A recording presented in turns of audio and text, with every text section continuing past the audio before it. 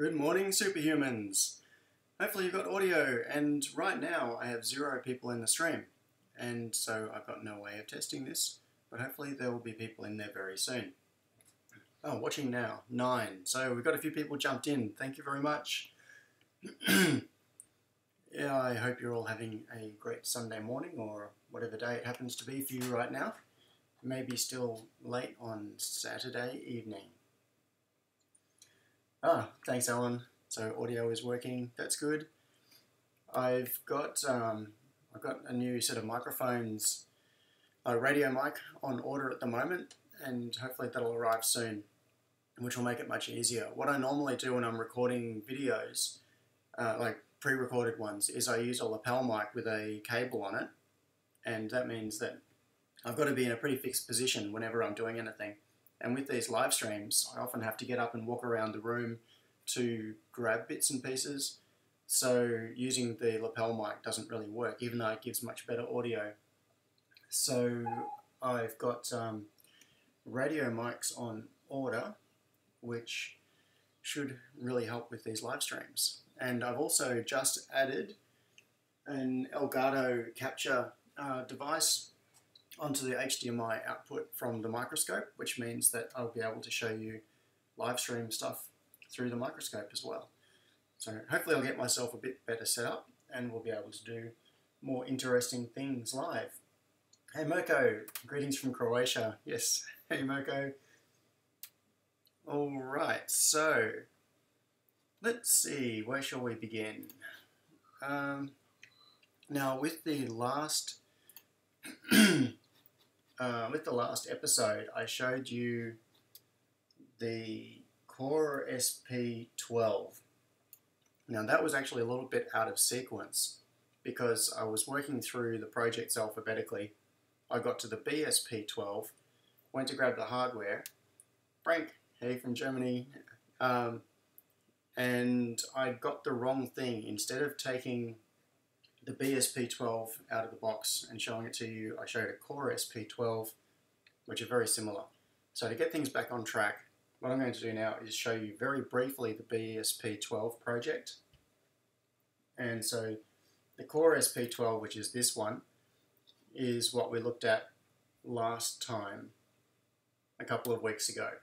And it's an ESP12 module, which has the ESP8266 processor on it, on a footprint designed to fit into the same space as a spark core or a particle photon module.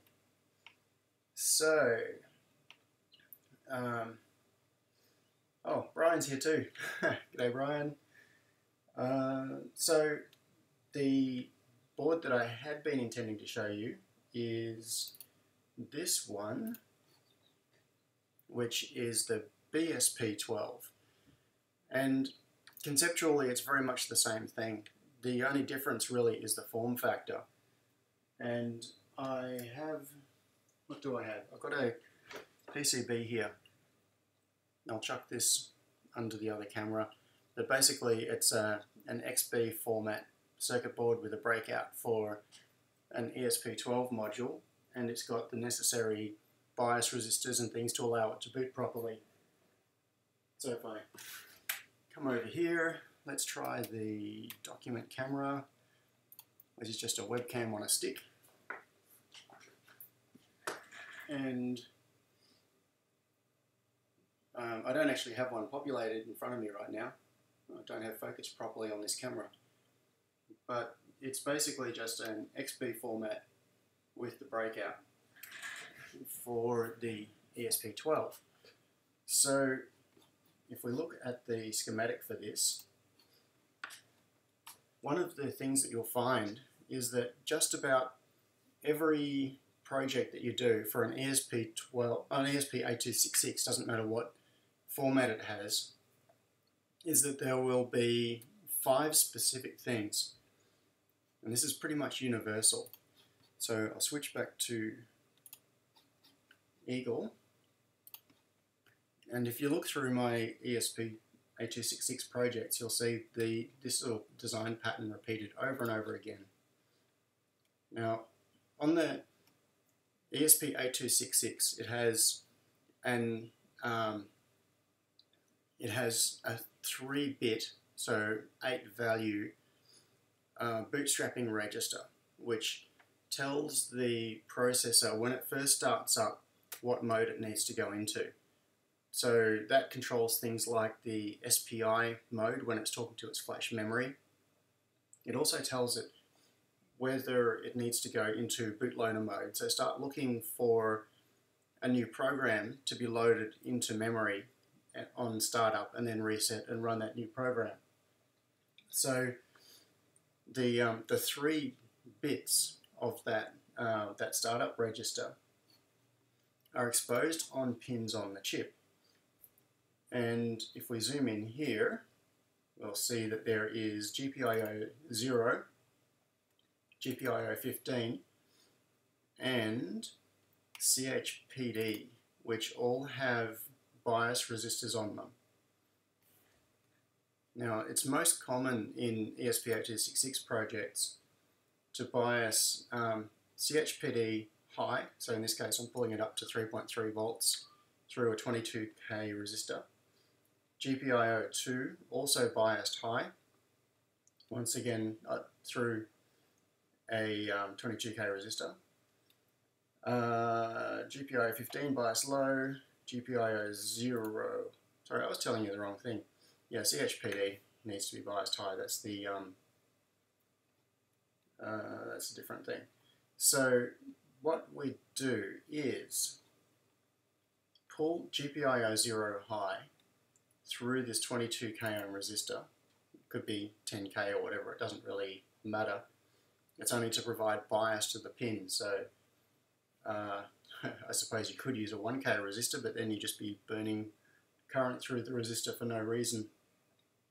Anything from 10K to, you know, like 47K would be perfectly acceptable values for these strapping resistors. So when the ESP8266 starts up, it looks for the state of those 3 pins and then determines what mode it'll go into. And if it sees this particular bit, so GPIO 0 being biased high, it does a normal startup. So it bypasses the bootloader and just begins running whatever is already in its flash memory. So in order to load code onto an ESP8266, you need to start it up with GPIO pulled low, and that's what this button is for here. So basically this button, when you press it, it simply takes GPIO 0, pulls it to ground, and then when the processor starts up, it sees that it needs to go into that bootloader mode, and then it's ready to accept a new program. So the design pattern that you will see on pretty much all ESP8266 projects is bias resistors on those input bits, on the bootstrapping pins, a reset button, and a flash or program or whatever button. So to load new software onto it, what you need to do is hold down the program button and then press reset. And that way the ESP8266, when it starts up, will see that it needs to go into program mode. You can then let go of the button and it'll accept a program. So with boards that do like updates over USB, say a D1 Mini or whatever, what they have on them is circuitry which controls this pin, typically through a couple of transistors, so that when the connection is opened by the host computer, it will do the correct thing and it will assert program, pull it low, and it'll pulse the reset pin, and that way it goes into that sort of startup mode automatically. So when you're doing an update over USB onto something like a D1 Mini, what's actually happening on the board is that it's asserting this GPIO 0, pulling it low, as part of the process. Okay, so looking at the board itself, there is nothing particularly exciting about that. But just before I get into it, I'm going to turn off the heating in here because it's really warmed up.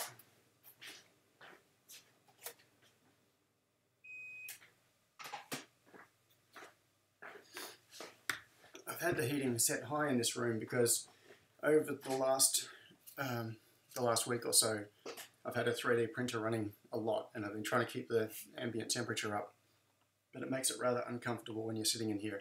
So I've just put it inside I've now got it inside a container which encloses it, keeps all the heat in, keeps it working nicely. So looking at the board, if you saw the Core SP12 breakout from last time, it's very similar. The major difference is that because the Core SP12 or the Spark Core is a very narrow board, I had to use the through holes, the 2mm pitch through holes, to mount the SP12 module just slightly above the main board, or the breakout board. In this case, because an XB module is a little bit wider, I can just surface mount it straight down. So you can see that it's got the regular surface mount pads here, where that module is attached directly to the board. Okay, so that's not a particularly interesting project, and the next one I'm going to get onto is rather more significant from a home automation point of view, so I'll get onto that in just a second. But first, a question. So James Lee asked, got a question, can a 486 66 MHz laptop with Unix run a smart house? The very short answer is yes, but it will be slow, and it very much depends on what software you want to use as your coordination system. So the thing is that a lot of home automation software these days is written in Java, is fairly common. If you're using OpenHAB, then I wouldn't run it on a 486 66 MHz. You'd be better off with a Raspberry Pi, in fact, which you're going to see in just a second, the very next project.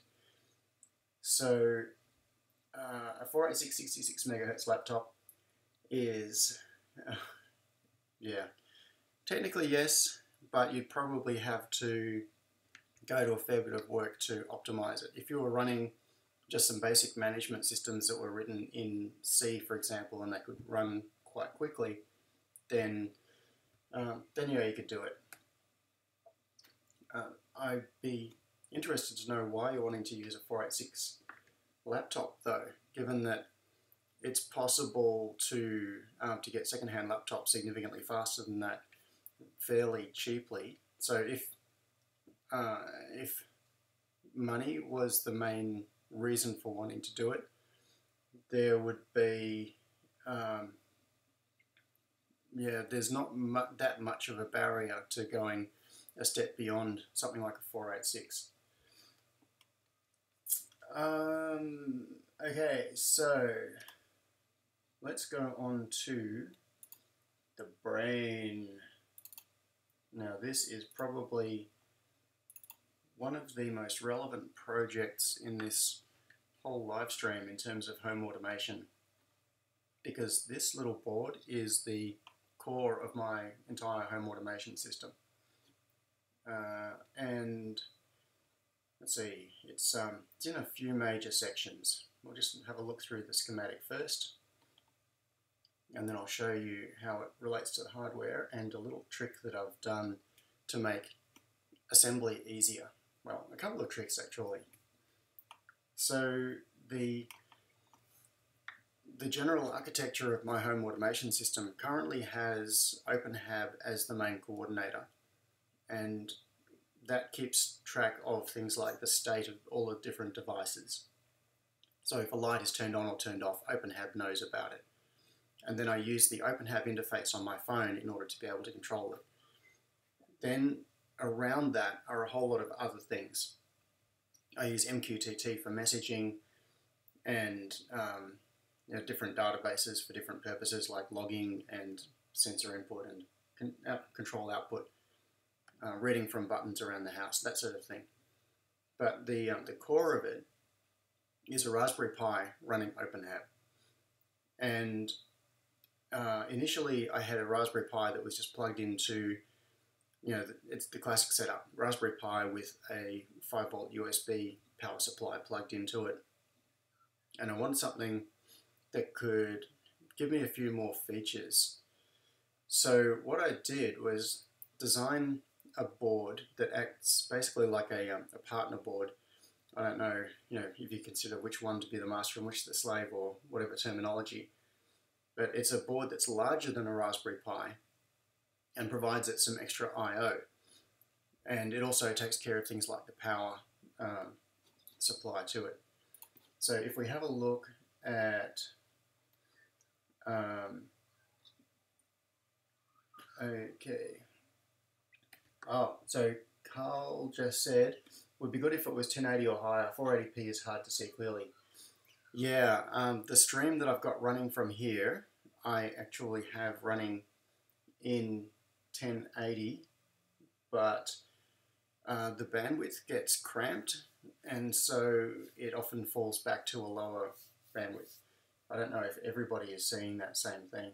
Yeah, I'll zoom in so that you can see the different parts of the schematic. It can be quite hard to see with very thin green traces on the screen.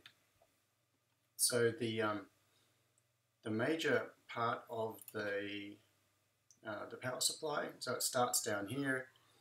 We've got a 2.1mm DC jack, the classic power jack. But then over here we have a 4-pin header which has 5 volts positive, which you'll understand a little bit more in a minute, and 2 ground pins. This arrangement might seem a little bit strange, but trust me, it makes sense. There's a reason. Then there are a couple of other single pin headers, one of which is not even connected to anything, and one of which is connected to ground. Now, the bulk of this part of the circuit, so if I zoom in right here, is a little switch mode power supply. So we have power coming in. So this connection, which says POS, which is plus in, comes through a Schottky diode, and then comes in through to the input on an EEP 3476, which is a little switch mode voltage regulator chip. Now, the interesting story on this particular chip is that it's a Chinese supply chip. Now, this gets into a little bit of the backstory of the current state of the Chinese electronics industry. When in the early days, of course, pretty much all of the electronics innovation came out of the US, and so chip designs were American, and Chinese manufacturers might clone the chips or come up with their own that are compatible. So, if you look at all of the early logic stuff like the 7.4 series logic, that was pretty much all US originated, I think. Some would have come out of European R&D labs. But and so what happened was that Chinese companies were basically following along from these Western designs. But over time, because the Chinese industry has matured so rapidly, they quickly got to a point where they started designing their own chips. And it wasn't just as a drop-in replacement. In the early days, what you would see is there was a particular design of chip or a particular part that you could buy from the major Western suppliers, and you would find an equivalent from a Chinese supplier, which was basically intended to be a drop-in replacement. But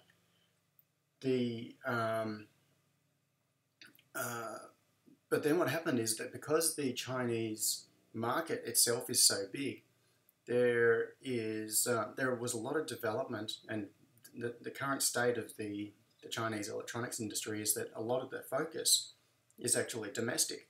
And so they do a lot of development for things like chips that are only ever going to be used in products intended for domestic Chinese distribution. And they have no intention that they will ever be used externally. Well, that's not the real reason for doing it. So if you go back maybe 8 years, that sort of period, and you look at the rapid rise in things like very cheap iPhone chargers, like iPod chargers.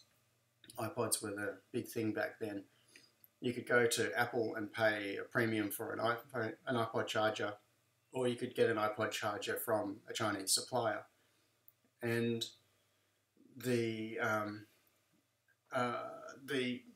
Chinese suppliers, in order to try to reduce their costs, would start to develop their own chips.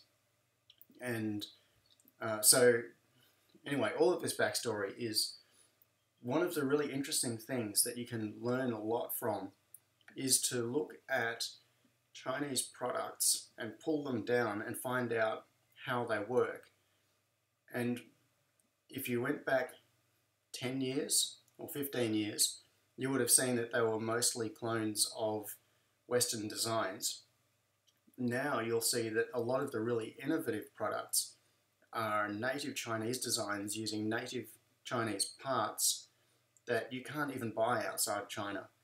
So that's actually the origin of this chip, the EUP3476.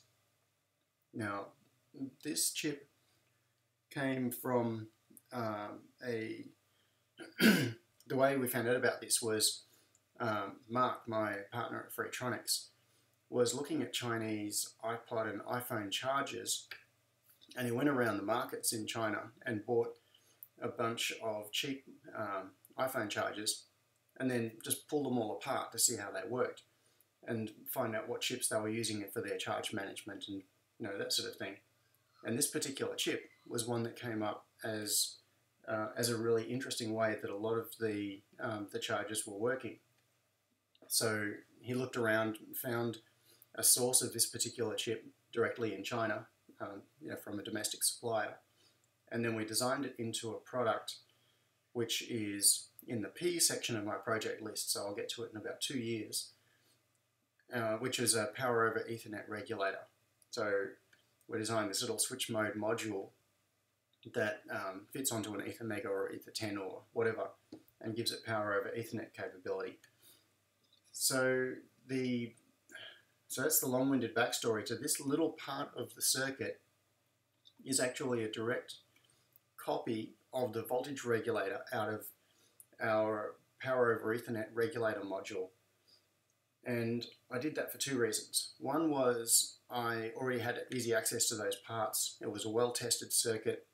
Thousands of those little modules have been shipped and they've proven to be generally fairly reliable. There are certain situations in which you can do damage to them if you back power them and that sort of thing, but they've generally worked out really well for us. So I wanted to use a tried and proven circuit building block as part of this project, and I suppose that's also an interesting lesson in all of this, is that a lot of this sort of design at this level is building blocks. You can think of it as being like electronic Lego. It's taking a working system or part of a working system and then merging it with something else so that you can build an overall system. So this chunk of code, or this chunk of schematic here, is pretty much a direct copy out of the power over Ethernet regulator module, and that gives us also the ability to save on assembly. Now if we jump over to the board itself, that part of the code, I keep saying code, I don't know why, thinking about code recently, that part of the schematic is right here. It's in this bottom left corner. You can see here the 4-way header that we saw on the schematic a moment ago, and these are the single headers, which are just hanging out on their own, not really doing anything. And that is because those are the exact same locations as the headers on the PoE regulator module.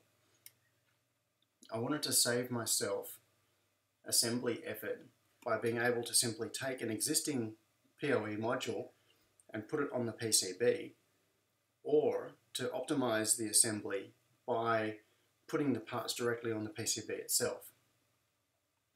So let's see if What have I got here? T.U, that might help. We'll see a little bit more. This particular part here is the EUP3476. That's the voltage regulator chip. There is an inductor over here because it's a switch mode regulator. And then the other supporting parts that you would have seen on the schematic is that Schottky diode that we saw on the input side, and a couple of big caps, I think those are.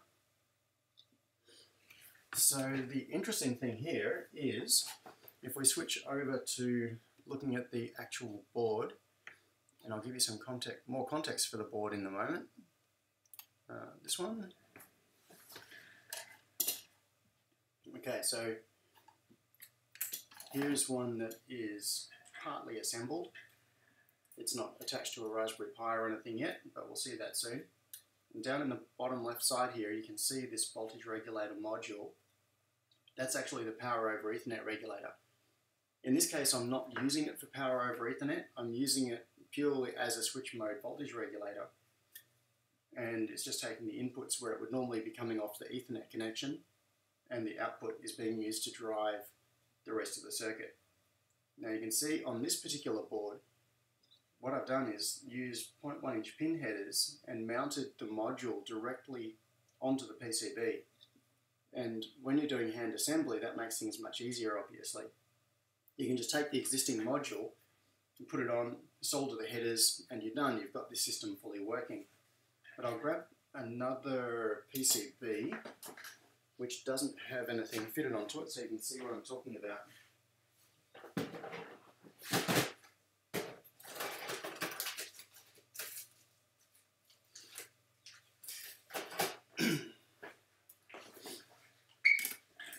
Okay,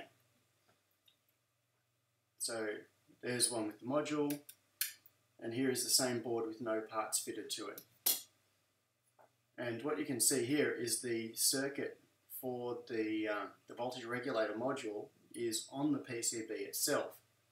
So if I wanted to, what I could do is assemble this PCB with all of the parts directly on it, including the voltage regulator module, and not use this module at all. It could be integrated into it. But for a quick and easy assembly, you can just whack a module in its place. So in some ways, this is a little bit like the dual footprint trick that I was talking about with voltage regulators, where you have two different footprints for a voltage regulator in the same overlapping location, and what you can do is fit whichever one of those voltage regulators will, whatever you've got available. You don't fit both of them. In this case, what I've got is the footprint for the module, and I've also got the footprint for all of the parts that make up the module, and you can fit the parts or you can fit the module. It doesn't matter. So we'll go back to the desktop. So now that you've seen the physical side of it, that would make more sense. You can see why I've got these headers here, and in the schematic, if I switch back to that, I've got the complete circuit of the module with the headers. Even though technically I don't actually need those headers if I was going to put all of the parts just directly on the PCB, those headers wouldn't need to be in the circuit at all. This positive input, which goes into the voltage regulator part of the circuit, is just a continuation of the positive input from the DC jack. And without the module in place, what would happen is that 12 volts or whatever input comes in from here, it goes in and onto the onboard voltage regulator. But if all of these parts are missing from the PCB, it goes up through this header onto the module, like as a daughter board, and then the output of the module comes back down onto the header again. Okie dokie. Okay, quick questions before I go on with this. Mirko asked why a laptop. You can use a Pi Zero. So that's in relation to the question earlier about using a 486 laptop. That's true. So a Pi, which is what I use, But there is one really nice effect of using a laptop, and which is that it's got a built-in UPS. So if you've got a home automation system running on a laptop, and it doesn't even need to be anything special, it could be like an old EEE PC type, you know, laptop running Linux. Even if the battery doesn't last all that long, at least it's not going to die with slight power fluctuations. Now, in my particular case, I have a UPS sitting in the bottom of my home automation rack, and that's supplying power to the Raspberry Pi and other things. But you do get benefits from using a laptop. And of course, you've got a screen and keyboard right there on the device, so you can manipulate it directly. So if you have a spare laptop to use as a home automation controller, that actually makes a really good solution. There's nothing wrong with that at all. So 50Hz asked, are you getting EtherMegas in stock again? Yes, I am. There are 144 of them which have just been assembled, and I should have them in a couple of days. And just as a sneak peek, this is an EtherMega 2, which is an updated version of the design. This is not in production yet, but it has USB-C on here. It's got a WIZnet W5500 chip in place of the 5100, so it's basically an updated version of the EtherMega.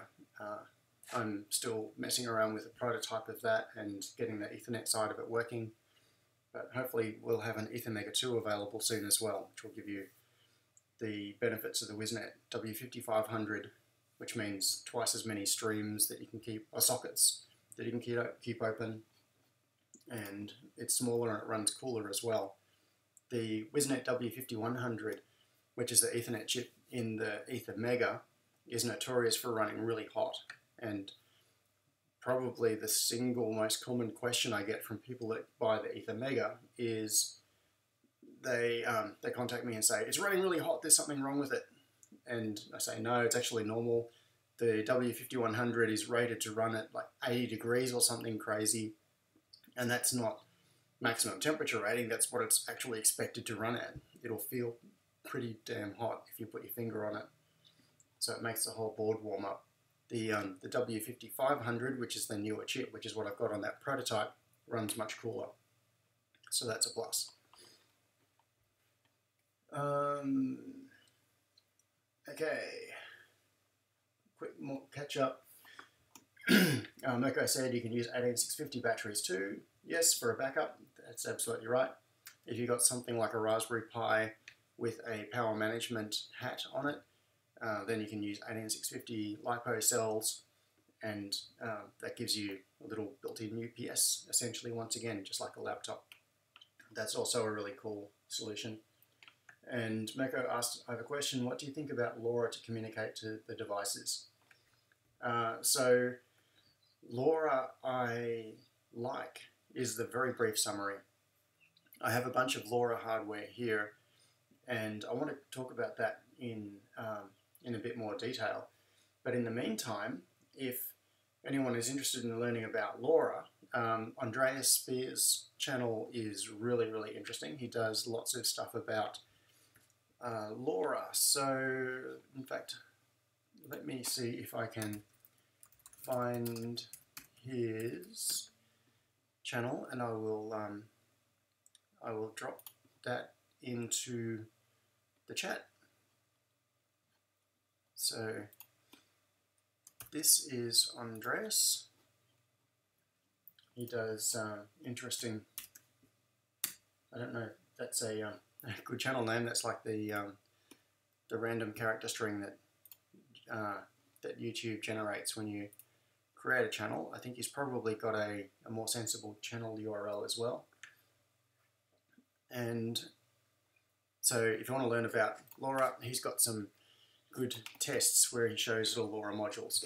So the very brief summary is that, for those that don't know about LoRa, is that it's a very low power, long range and low throughput radio communications method. And basically with radio communications there is a trade-off. There is power, there's bandwidth, there's range, and you can't really have long range, high bandwidth, and low power. You need high power to achieve high bandwidth, long range. And if you want to do long range, low power, then you have to sacrifice bandwidth. So then you have to decrease the amount of data that you can get through. And different types of radio connections and different standards optimized for different purposes. Now, typically, Wi-Fi, the idea behind it is that you want high bandwidth and it's going to be fairly short range. You might want to go from your laptop maybe 5 or 10 meters to wherever the access point is in your house. And you know, your laptop's got a big battery in it and you're going to recharge it fairly frequently. So Wi-Fi is not optimized for power, it's optimized primarily for throughput, and it's not optimized for range. It's basically speed at the expense of everything else. LoRa is optimized around range and low power, so that you can use it on sensor nodes that might be reporting very small amounts of data. They're not going to be streaming video, they might be sending a temperature reading every minute or whatever. So it's tiny amounts of data. You want it to go a long distance and you want to do it on minimal battery impact because you might have sensors that are running on batteries. So it's a radio, it provides radio communications like Wi-Fi, but it is totally different to Wi-Fi in how it works and its usage profile and everything else. So if you're interested in looking into radio links for sensors, LoRa is worth checking out. It's much more appropriate in many situations than something like Wi-Fi. A lot of people will go for Wi-Fi for a sensor network when it's not necessarily the most appropriate technology. Yeah, the guy with the Swiss accent. Yes, that's right. That's Andreas. So, and Riaba says, Chloe has done ESP8266 experiments with range up to a kilometre. ESP8266 mesh might be interesting, cheap approach. Yes, that is right. I've seen a few interesting things about that recently. I don't know if it was Chloe specifically, I can't remember who it was, but I've seen a few people talking about kilometre plus ranges out of an ESP8266, which has a wireless mode you can put it into that gives it better range. I think once again at the expense of bandwidth, which you don't necessarily need for things like sensors and remote control. Okay. Oh yeah, and Morgan says, it seems there is a huge potential for LoRa messaging service, aka free text messaging. Yes, there is a project specifically for that. I don't know if you've seen it. It's a LoRa pager project. Let me see if I can find that one. Oh, LoRaWAN pager. Here we go. It's on the Things Network site. And I will drop this link in because this could be, yeah, this is not necessarily the most recent information about it. It's quite out of date, but this will get you a pointer in the right direction if you're interested in this sort of thing.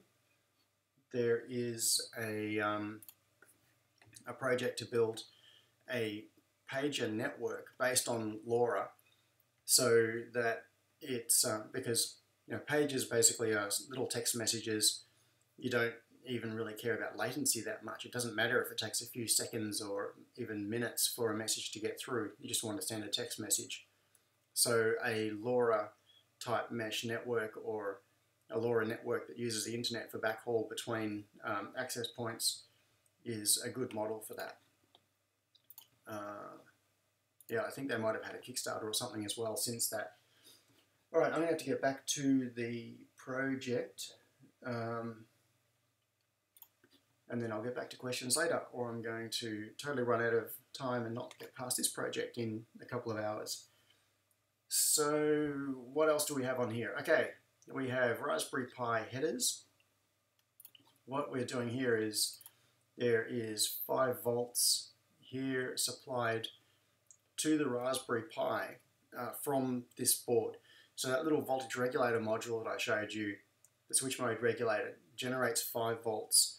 And it's reasonably high current. I think it's rated to 2 amps. So plenty for a Raspberry Pi, even when it does its high power startup thing and connects to Wi-Fi and does everything else. So this board, this little brain board, supplies power to the Raspberry Pi, which just hangs off it, which you'll see in a moment. So we've got 5 volts going into the Pi, we've got a common ground connection, and we've got TX and RX, which are the serial port on the Raspberry Pi. And that's important, you'll see that in just a moment. We've also got GPIO4. Now, I didn't make it especially clear here in this schematic. What I should have done was document this a little bit better in the schematic itself. But one of the habits that I've got into, and it's probably not a good habit, it's just what I've done, is that when I'm working on schematics, if I've got something like a header like this one, where I've broken out a whole bunch of different headers, a whole bunch of different connections, and I use some of them and don't use others, to remind myself what I'm doing while I'm laying out the schematic, is that I'll draw the traces out a little bit longer on the pins that I use. So what would have happened is that when I put this down, these traces would have all been shorter. It would have been the same length as the other traces, and then the other nets rather. And then because I was using them for the connections within the project, I just grab it and drag it out, and then I can just glance down here and see, oh look, I'm using the Pi TX and the Pi RX pins on this header, and GPIO 18 is not connected to anything. So I know that is an available pin on the header if I wanted to use it for something different. And I can see here that GPIO 4 is also longer, so that must be being used for something. Now, what I try to do generally is add text labels after this as well. So once I've got through the point, like if I was releasing this, showing this project to someone else, what I would normally do is come in here and stick a, this is a silly note, but what I would do is add some text on the info layer and stick it in here somewhere. And I would probably make some room, and where is it gone? Not that way, that way. And then I would put some notes in here that specifically say what I'm using that for. Now when you are in Eagle, you can do net highlighting. So if I click on that particular net, it highlights in green, and then I can look around the rest of the schematic and say, oh, where is that connected to? And you can see that it's connected to this part up here for this transistor. But that, on any sort of large schematic, that is not really very practical. You really need a way of finding where the net goes without having to visually scan around the schematic and say, oh look, it goes over there because that little net is highlighted. That must be connected. So that sort of thing is practical on small projects, but once your project grows, particularly if you have multiple schematic sheets and you have to page through all of the sheets to find where that net goes, that can be really annoying. So in this particular project, I haven't documented this well enough. You can see GPIO4 is used, you don't know where it goes or what it's for.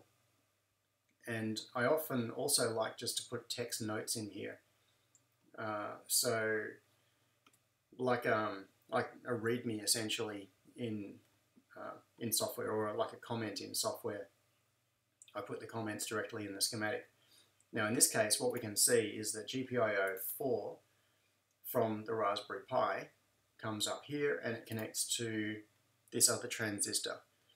So those 3 connections from the Raspberry Pi header, so we've got TX and RX, which are the serial comms from the Pi, and we've got GPIO4, all of them come up to this section up here, and these are level shifters, voltage shifters. And the way these are set up, it's similar to what I was talking about in a previous stream, we have 3.3 volt signal on one side, 5 volt signal on the other. Now in this particular case, this brain daughter board, which plugs into the Pi, is actually an Arduino. Well, it's Arduino compatible. I haven't shown you that part of the circuit yet, but that's coming. So the TX pin from the Raspberry Pi, so serial transmit, comes in on this side, goes through this transistor, this FET, which acts as a level shifter. So we've got 3.3 volt logic on the left, and on the right we have 5 volt logic. So 3.3 volt comes in here, it gets shifted, and we've got 5 volt going to the RX pin on the Arduino on the other side. And what this allows is serial communication between the Arduino, which is on this PCB, and the Raspberry Pi that's plugged into it. And so we've got 3 level shifters for TX to RX, RX to TX, and GPIO4 to reset. And what this allows is for the Raspberry Pi to use its GPIO4 digital output to assert the reset pin on the Arduino. So that means that we can do things like use the Raspberry Pi to flash new firmware onto the Arduino by resetting it and then sending the sketch over.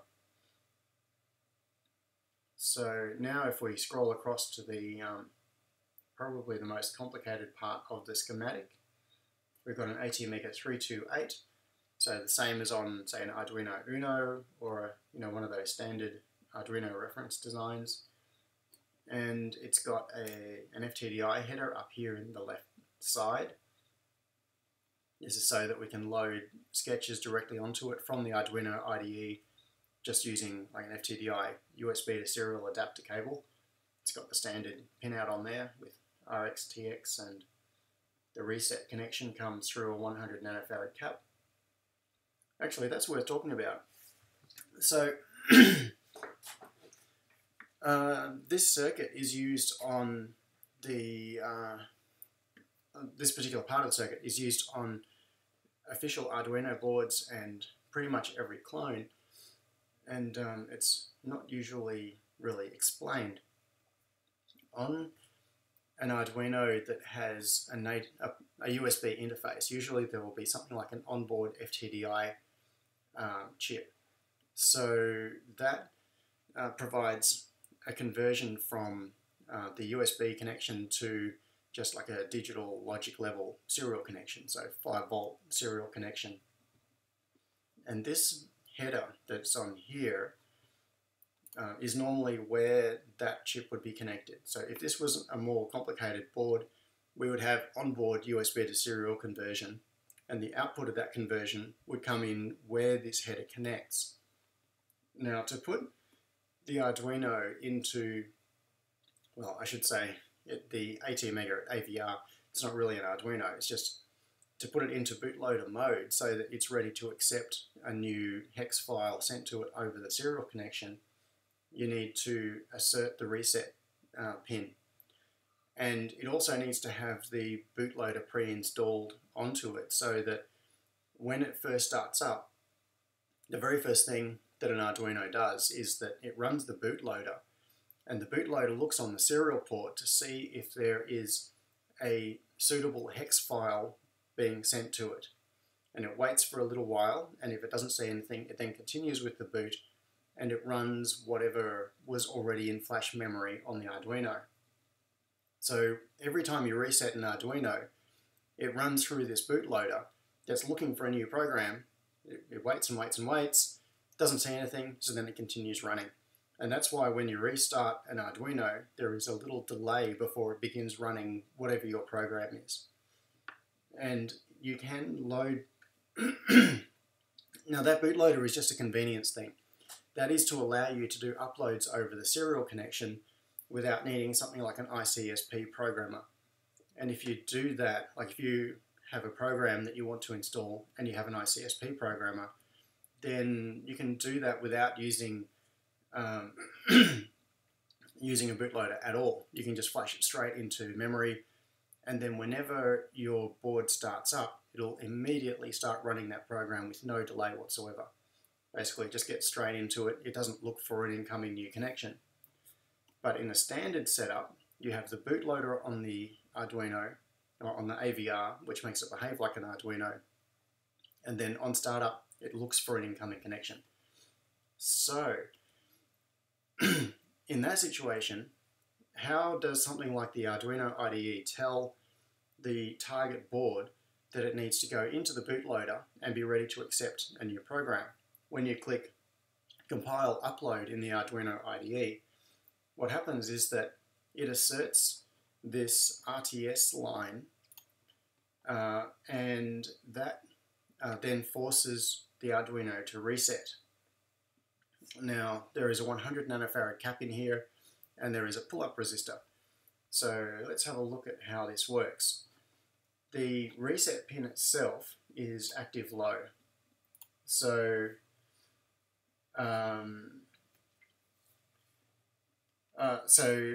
if reset is held high, it's not asserted, which means the processor will run properly. And what we have up here is a 10K resistor going to 5 volts. So that is pulling the reset line up, and that allows the processor to run normally. So what is this capacitor doing here? I really should do a video about this because it kind of looks cool when you see this on a scope as well. I've put an oscilloscope on this to watch what happens.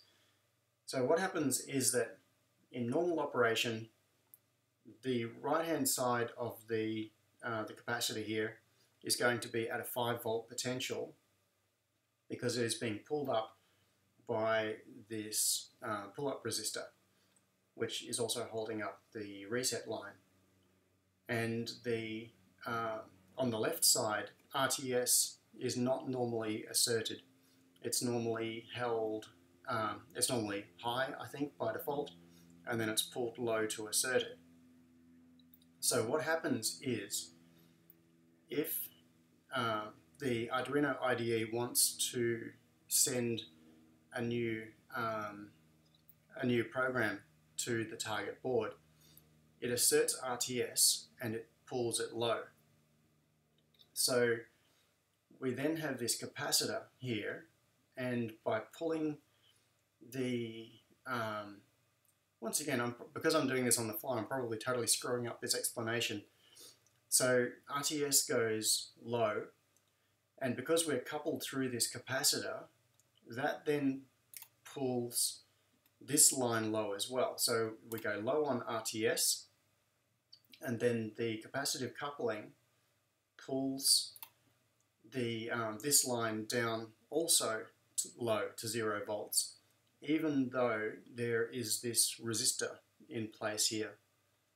So the reset pin then goes low, and the Arduino goes into a reset state. But as long as that's held low, it won't ever come out of the reset state. Like if you hold reset down, it's just going to stay ready to start, but it won't ever start. But RTS is still low. Now this is where it gets interesting. What will happen is that the voltage on this side of the capacitor, which has just been pulled down to 0 volts because of the coupling through this capacitor, will now start to rise.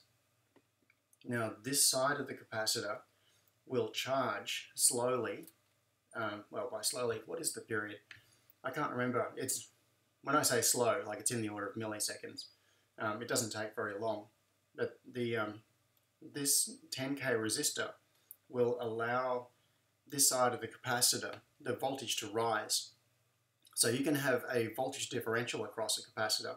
So if the left side is at 0 volts, the right side can be at 5 volts, but it just takes a little while to get there because it's charging through the resistor. So the voltage on the right-hand side got pulled low really quickly when RTS was asserted, and then it slowly rises over the space of a few milliseconds until it gets back to 5 volts. And that's because this side of the capacitor is being charged through the resistor. And at that point, once the voltage reaches a high enough level, the AVR comes out of reset and it starts running, and now it's ready to receive something on its serial port. So at that moment, it's running the bootloader. But what that does is cause a pulse on the reset pin. So you can take RTS and assert it, like you pull it low and leave it low. The result will be that the reset pin isn't held low permanently, it just spikes low and then comes back up so that it can then start running again. Kind of roundabout. Now, if you think about that for a minute, you'd think, yeah, that makes sense. But there is a really interesting effect here, which when people first hear about it, they think, hang on, there's something really seriously wrong here, and it seems like a design flaw, but it actually works. Now, I've just described how you can have, on the capacitor, one side of it gets pulled low, and then the other side rises, so you've got a differential voltage across the capacitor. Now, what happens if RTS is no longer being asserted low? So instead of having 0 volts on this side of the capacitor, 5 volts on this side of the capacitor, now suddenly RTS is released and it goes back to, it's taken back to 5 volts, or it's driven to 5 volts rather, by the RTS line.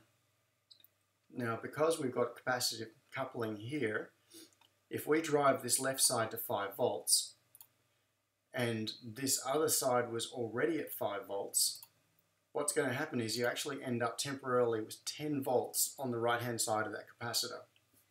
Now, that's because the capacitive coupling means that there is a 5 volt differential between those two sides. And so, let me get it on camera. I need to draw diagrams for this. So the input side, you've got 0 volts, output side, you've got 5 volts. And then all of a sudden, you take the input side to 5 volts, the output side goes to 10 volts, because that differential stays the same until the capacitor can adjust. So what happens then is you actually get the reset side of this capacitor taken to 10 volts, which is above the supply voltage, and it slowly bleeds down again because now this is acting like a sink and through the resistor, and the voltage on this capacitor will then stabilize at 5 volts until you've got 5 volts and 5 volts again. I'm getting off on a tangent here, but this is kind of interesting. So the result is that every time you reset your Arduino using the RTS line, that reset pin goes from 5 volts down to 0 volts, and then it goes up to 10 volts, and then it goes down to 5 volts again, which is kind of bizarre. But that's the way it works, and it doesn't seem to explode. You don't get the smoke coming out, even though you're effectively giving double the voltage to the reset pin as it's meant to receive.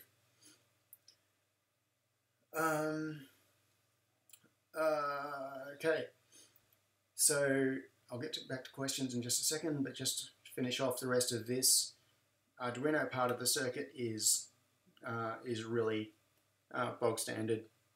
You can see here there's a 16 megahertz crystal, a couple of loading capacitors on the crystal, there's a capacitor across the power, and I/O lines, and that's it. So we're going to see what those I/O lines are used for in a minute, but basically this little part of the circuit here is like a standalone mini Arduino, which is all part of this board. So, questions? Mirko said, there is well a good thing, LoRa GPS bike. That's interesting, I don't know about this.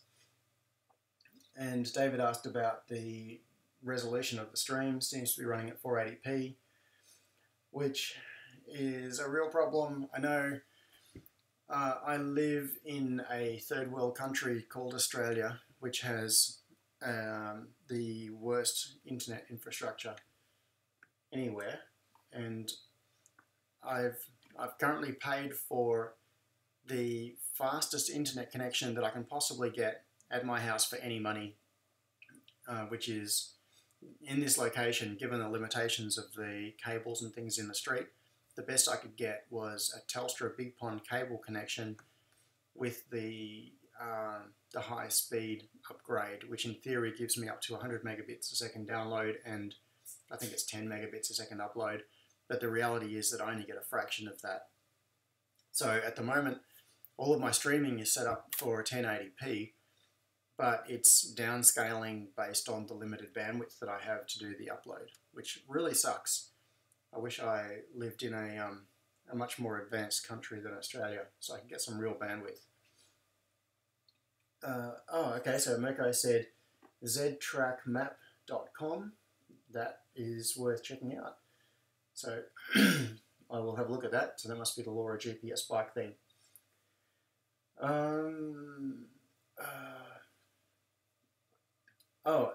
Unexpected Maker.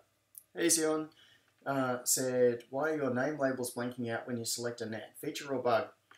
Bug, I believe. That is a bug in Eagle. So what Sion is talking about is if I'm in here, say I go into have a look at the reset net and I've got the view tool selected. If I now highlight this net, watch what happens to the reset text. Boom, it goes away. Now it is actually still there. I don't know if you can see it. It's grayed out. So what it's doing is highlighting the label of the net that is currently selected. But its idea of highlighting is to make it go a pale grey instead of a normal grey, which means that it vanishes. And it may be that I've got my colour palette screwed up in my Eagle installation or something. I've got to check that out, but it's really annoying. It's particularly annoying when you're trying to change the location of a label. Like say, I want to move this reset label and I select it and move it. So I've now got it under my cursor, and if I drag it across, you can see it where it overlaps with things, but you can't see the text itself. It's invisible. So now if I'm trying to put it somewhere accurately, I'm just working blind. So yeah, annoying little thing. I'll have to fix that.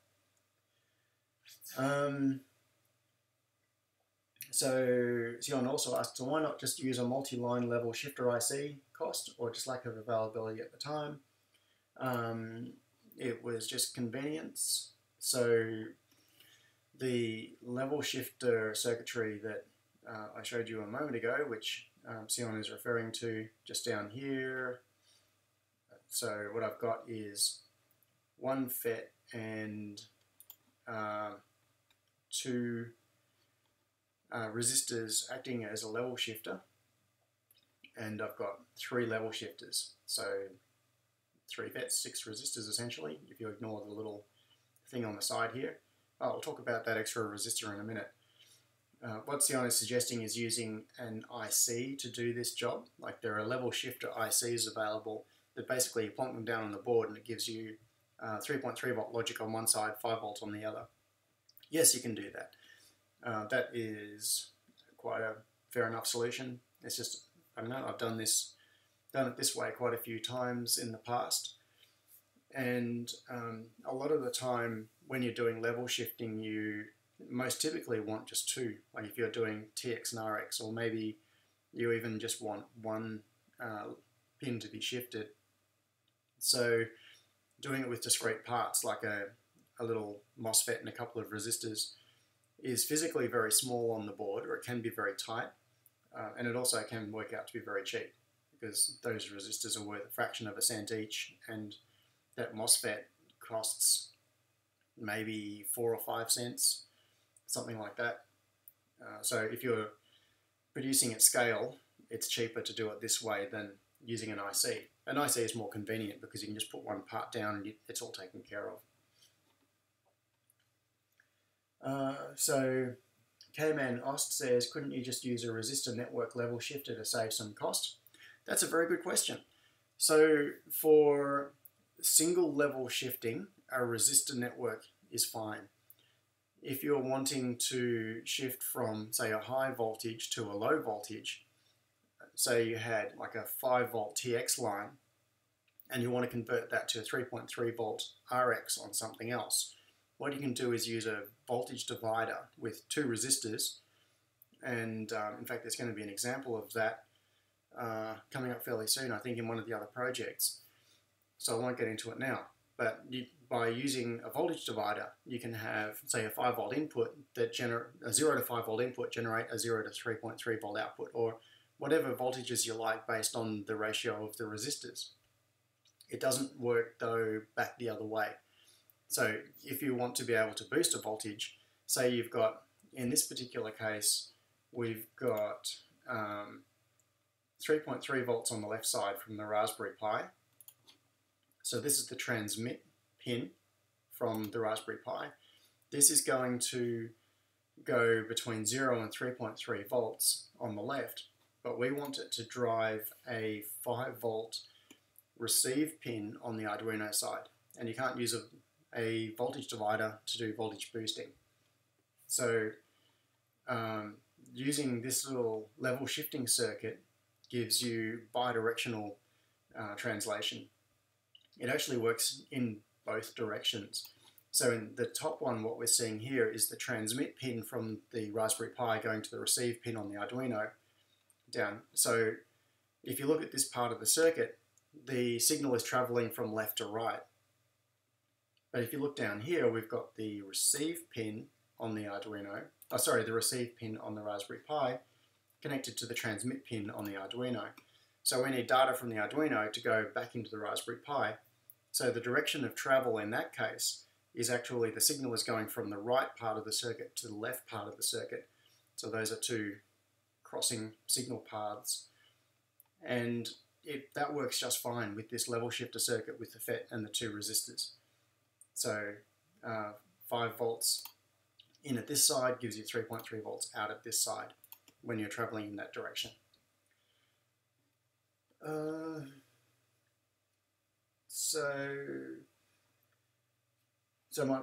Yeah, Sion said, talking about the labels blinking out, might be color palette. Yeah, it's Mirko confirms it. Yeah, I just need to fix that setting. That's an annoying thing. I suspect that if I was running a black background on my schematic, then it would all be fine, but I'm not.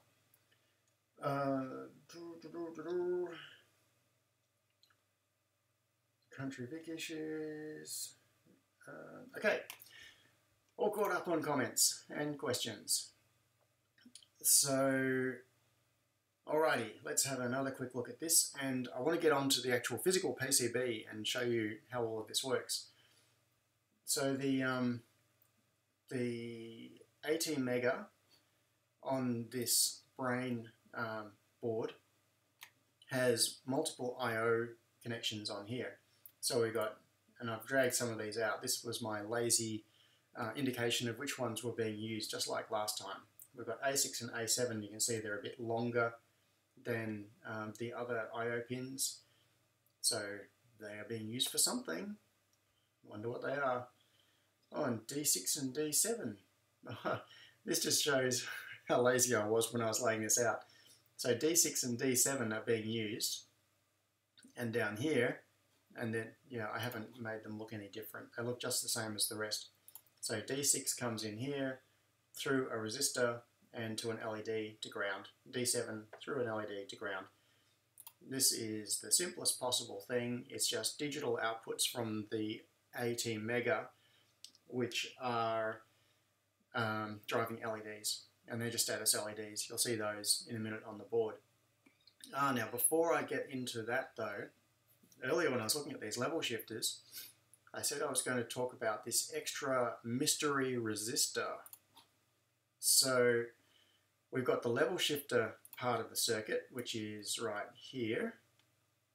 That's the transistor and the 2 resistors pulling up to the 2 voltage rails.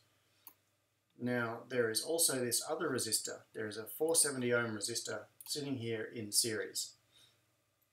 Now technically what I could do is just delete that resistor entirely, and I could connect this net through and just link it, merge, yep, So now the output of the level shifter on the 5 volt side comes straight through to the RX pin on the Arduino. Now that I've modified that, you can see these two versions of essentially the same circuit. One with that resistor in place and one without. And the top part is perfectly valid, and that's actually what you'll see on most circuits. Usually when this sort of thing is done, people just take the data line and they'll feed it straight into the relevant I/O on the on the microcontroller. But this is just a little I suppose it's a good habit thing, which is protecting the I/O pins on your microcontroller from unknown voltages. And in some ways it's being a little bit pedantic or a little bit paranoid. This is a design practice that a friend of mine showed me many years ago, and what he does is whenever he's got an I/O pin on a microcontroller that's connected to something else, which could be a serial connection or whatever, he is in the habit of putting a 1K resistor in series with it. The reason is that if you have some kind of a voltage transient on the rest of the circuit, on whatever I/O that you have connected to it, the 1K resistor acts as a current limiter into the pin of the microcontroller. So microcontroller pins are typically rated to be able to either sink or source a certain amount of current. So if you, on an AVR, I think it's, I'm probably wrong, but I think it's somewhere in the region of 20 milliamps is the maximum current that can be either sunk or sourced through one of the I/O pins. So if you do more than that, you can actually burn the I/O pin. What happens is that there are little internal MOSFETs in the microcontroller, and you can burn them out. So you might have, in fact, you might have experienced this yourself. You might have had situations where you've worked on a project, and and you've actually damaged specific I/O pins on your Arduino or AVR or whatever it is, and the rest of it works fine, but you can't use that particular I/O pin anymore. And that's usually because the little MOSFETs inside the microcontroller have been burned out. So, so Raber says, don't GPIOs have diode protection on most MCUs? Yes, they do. And that's, this resistor is helping that diode protection to do its job. So it'll allow, diode protection helps with clamping. The idea is that it clamps voltage transients and prevents them from going above a level that then can damage the microcontroller. But you can still have excessive current flow through the I/O pin. So the reason for this is that I just stuck 470 ohm resistors in series with those I/O pins just to limit the amount of current that they can either sink or source to prevent them being damaged by voltage transients or any other weird things happening out in the rest of the circuit. And that's the reason. So I'm going to hit undo a few times, and now we're back there with the 470R in series. Now the reason that I picked 470R is, why did I pick 470R? I'm pretty sure I know the reason, but I just wanted to have a look around to see if there are any 1Ks on here. Oh yeah, there's a 1K in series there. Oh, and this is the same reason. We're going to get down to this in just a moment. There's a transmitter module and a receiver module on this board as well. And D8, which is one of the GPIOs from the AVR, goes to the data pin on this particular case on the receiver module, and it goes through a 1K resistor. Same reason, it's just paranoia. In case something weird happens with this module, it's not going to damage the microcontroller. So you'd be perfectly valid to just leave those resistors off and have those nets go straight through. So what I was going to talk about in terms of the value was a lot of the time when I'm picking values for resistors, it's based on what else is on the board. For example, if I have a and the idea here is to minimize the number of different part values that you have. So when you look at the bill of materials for the project, if you've got, say, 470 ohm resistors and 330 ohm resistors, that means you've got two feeders in the pick and place machine that need to be loaded. If you can just use all 470 ohm or all 330 ohm and not both of them, it means you've saved a feeder on the pick and place machine. And in many situations that's not really a consideration, but it's just a general habit to get into, is if you've got a 1K resistor being used in a place in the board and you need to use a resistor of a very similar value, and you can make them the same with no harm, there's no particular downside to the circuit, then why not just use the same value in both of them? And that means you end up with one less line item in your bill of materials in terms of different parts, at least. So I think that the reason I put 470s on there was to make it the same as resistors that I was using elsewhere, but that might even be because that's a carryover from some other project or from a previous version of this project. So this project has been through quite a few iterations. Where are we? Oh, this is version 1.1 from 2016. But as you'll see in just a second, I've hacked around with this quite a lot over the years. So, okay, probably the final part to look at before we get on to the actual interesting bit, which is the board itself. We've got the bog standard ICSP header up there. We've got a couple of reset pins, and you'll see that there are two reset pins in parallel. They both do the exact same thing. The only reason for doing that is that I wanted them in two different places on the board.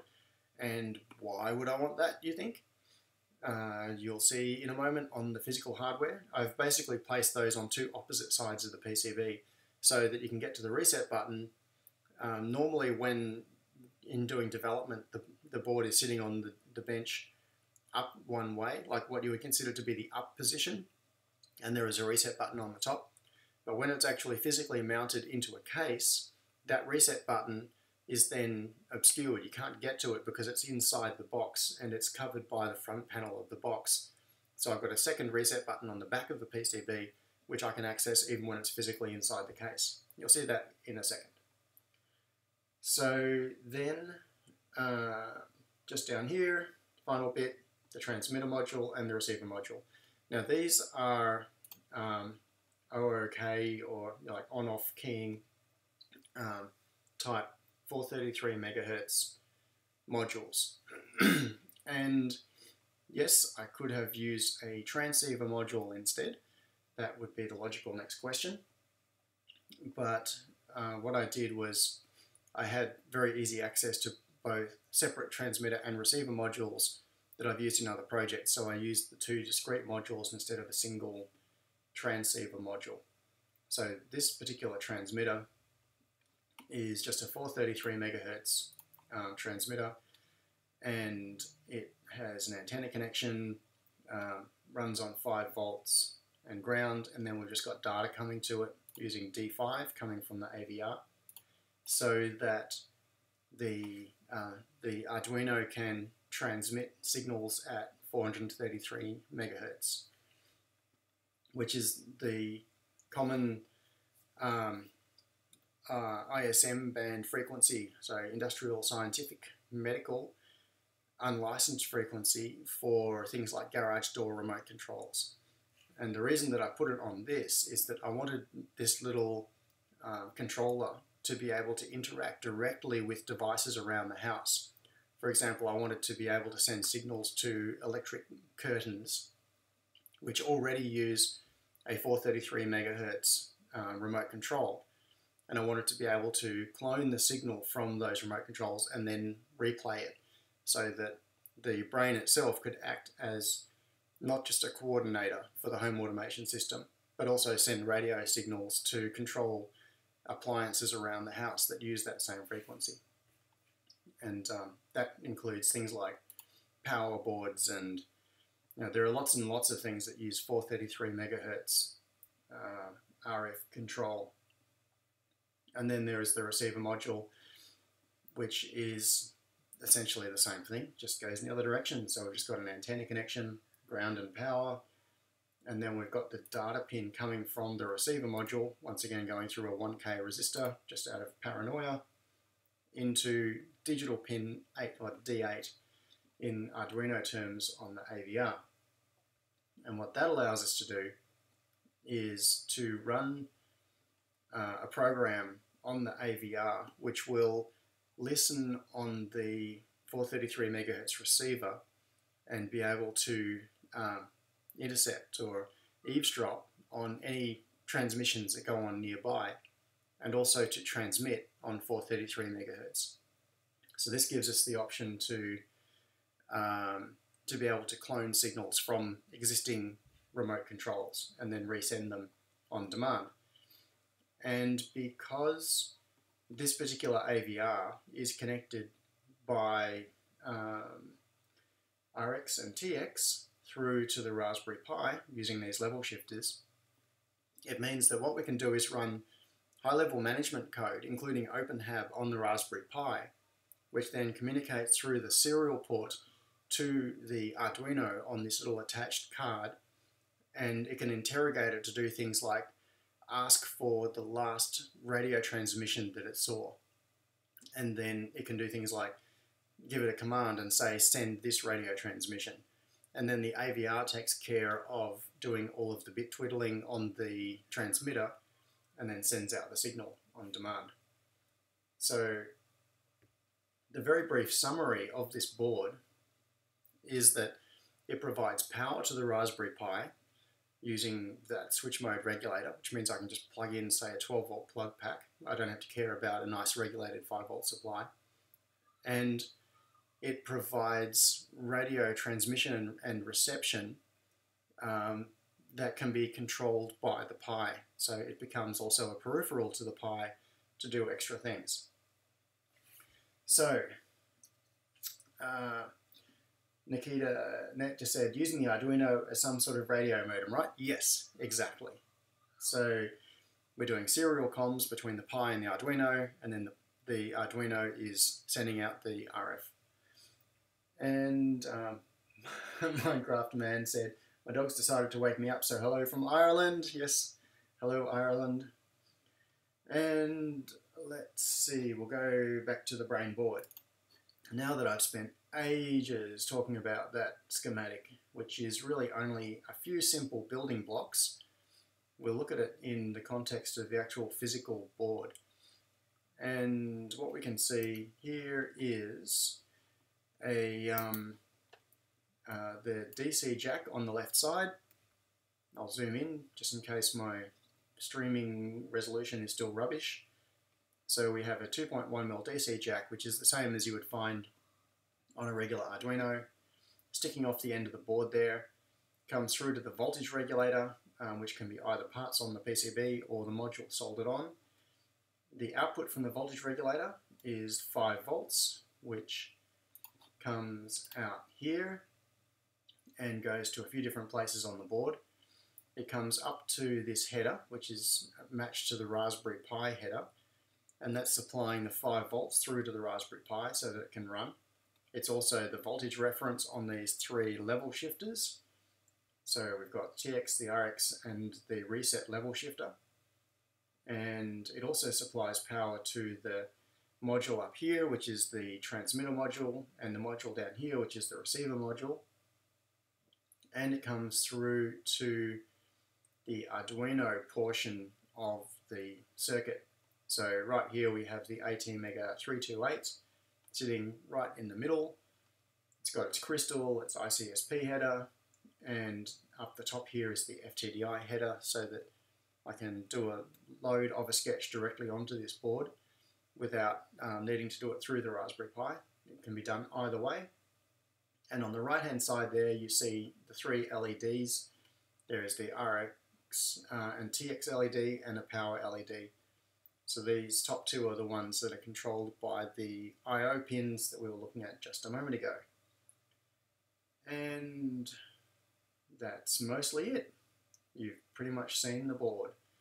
So let's have a look at the real thing. Oh, I've just flipped the view here.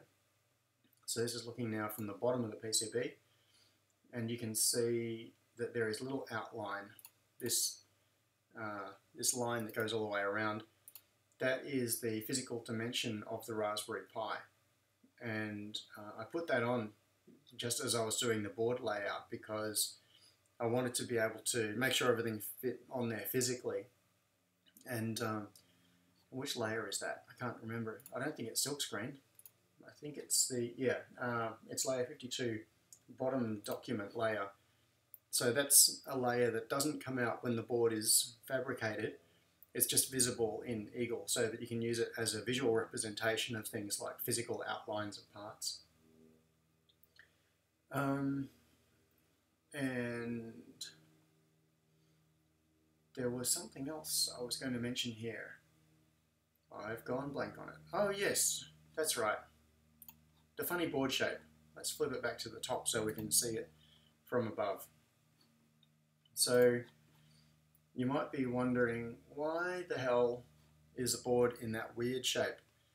You can see it's got mounting holes in here. I put mounting holes in the corner just in case. Basically, they're not actually used in my current arrangement, as you'll see. There are mounting holes here for the Raspberry Pi. So the Pi itself has physical holes in it. And I've put matching holes here. But I've got these corners cut out. So there's this weird shape up here, instead of it being a rectangular board, on all of the corners. And over here there is this weird semicircular scallop coming out of the side. Now the reason for that is this clips into a plastic box. So let's have a look at the real thing and how all of that works. Time to switch to document camera. The focus on that document camera looks terrible. Wonder if I need to adjust it. It's just a little webcam, but it's not looking very good. So here you can see the physical shape of the board, same as what I was just showing you in Eagle, with the big scallop out the side and the corners all missing. And the same board with the transmitter and receiver module loaded, voltage regulator module. Yeah, the focus on this camera is really bad. I'm going to have to figure out why that is, but not right now. And you can see this one doesn't yet have its LEDs loaded in there. This one's partly assembled, so it doesn't have its DC socket in here either yet. It doesn't have the antennas in place, because normally there'd be antennas connected for these. So let's look at one from, now this is actually quite an old one that I did a couple of years ago. It uses an old version Raspberry Pi, I think it's a Pi 2, back when they didn't have Wi-Fi on board. Seems like ancient days now, but this is the way it was. So the reason for that weird shape, as you can see, is that there are mounting stakes in the corners. So the board is designed just to fit around those mounting stakes. As it goes in, it clears on the corners, as you can see there. Although it's actually upside down, it goes in this way. Oh yes, and while I'm here, you can see there is a spot there, that's where a reset button would go. And if I was doing development normally, I would have this sitting on my bench like this, and I'd probably have a USB serial adapter plugged in here, but I could just press reset.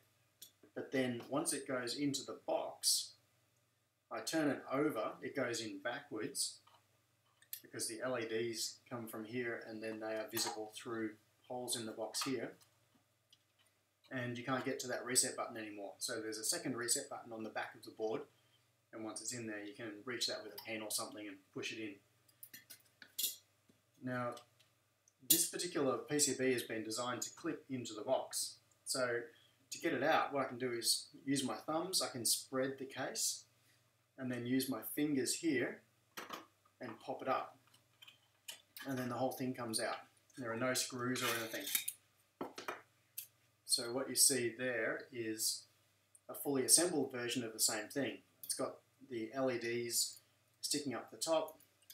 You can see the antennas hanging off here, and there's the DC power jack, which is designed to poke through the end of the case.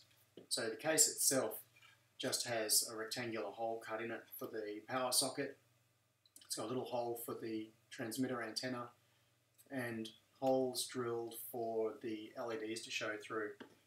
And the LEDs themselves are not flush with the PCB, they stick up. And the distance here is carefully measured so that once it's clipped into place, they sit just behind these holes. Now something else that you probably can't see very easily on this, this very poor resolution is that on the inside of this case there are little dimples. There's a dimple right there, there's another one there, and these dimples are intended to be drilling guides. And then down towards the end, if I get the right angle, there's another one there, there's one there, and there's one there. They're like little indentations in the plastic. The reason these are moulded into the case is to act as a drilling guide, so you can put a drill bit, sit it into the dimple and drill through if you wanted to mount standoffs or something to put a board in there. But what I found was that the three dimples across the top here were ideal for locations for LEDs. So what I did was measure up the case and work out the exact locations of these dimples. And then if I switch back now to the PCB layout, you can see here, so that location for that LED right there at the end of the board. If I hold this up, that location exactly matches the positions of the dimples. And that was just me being lazy, because what it meant was that to drill this case, all I have to do is get a hand drill, put it into the dimple and just drill it exactly where it is. I don't have to measure anything on the case at all, and the LEDs end up perfectly aligned because I'm working from the drilling guide in the case. So if you are designing a project for a case and you can take advantage of things like that, like features of the case, that can save you a lot of effort. If I had just looked at this from the PCB point of view and then thought, oh, it'd be good if I put the LEDs over here towards one end of the case and just lay them out on the board, what I then have to do is when I want to fit it in here, I've got to work out the exact coordinates of the PCB based on the PCB and then measure it on the case and then drill accurately to the measurements. But designing it this way means I don't have to care about any of that. I just grab the drill, stick it in the dimple, drill the hole through, and it's all perfectly aligned every time. They end up perfectly straight, perfect spacing, it's spot on. So back to looking down on this, and where did I put it? Oh, right there. So, other things you can see here, mounting stakes. So the Raspberry Pi is mounted on the back, and this is another thing that was like a little bit of a mechanical challenge. I needed to be able to clear various things like, well, the DC jack isn't much of a problem, but at this end, the Raspberry Pi has all these big connectors on it. You can see it's got the Ethernet connector and the USB connectors in here, and I've got a little Wi-Fi adapter plugged into one of the USB sockets. So I couldn't just mount this directly on top with normal header pins. Like if I put regular sockets onto my PCB here, it wouldn't have had room to clear all of these. So what I've ended up doing is using stacking headers and assembling them in a bit of a strange sequence to make this easier. So I'm going to pull this off. Maybe? Oh no, I think I put Loctite on this. So I've got to crack the Loctite just to get the screws off. So when this is being assembled, it's a little bit fiddly because I wonder if I've got one already assembled, or already in pieces rather. I don't think I do. It's a little bit annoying because I've got to get the vertical spacing correct on this header. But I do that in a backwards way. What I do is assemble the header, or I put the header on the Raspberry Pi and then fit it onto the other PCB with all of these standoffs and screw it all together when it's not soldered, and then I solder it as the very last thing. So that should make some more sense once I get all of this apart. Now while I'm unscrewing this, I'm just going to switch back to looking at questions so I can answer questions while I'm using the screwdriver. What have we got?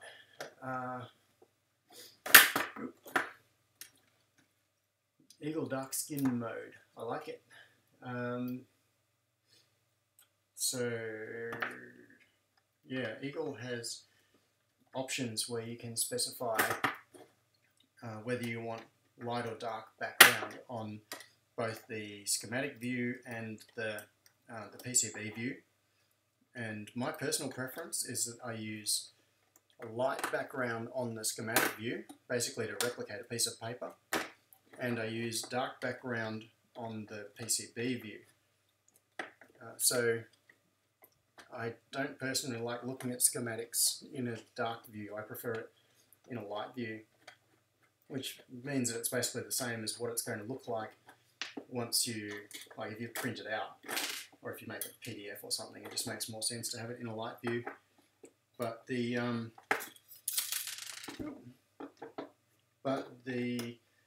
PCB, for some reason, I prefer it in a dark view,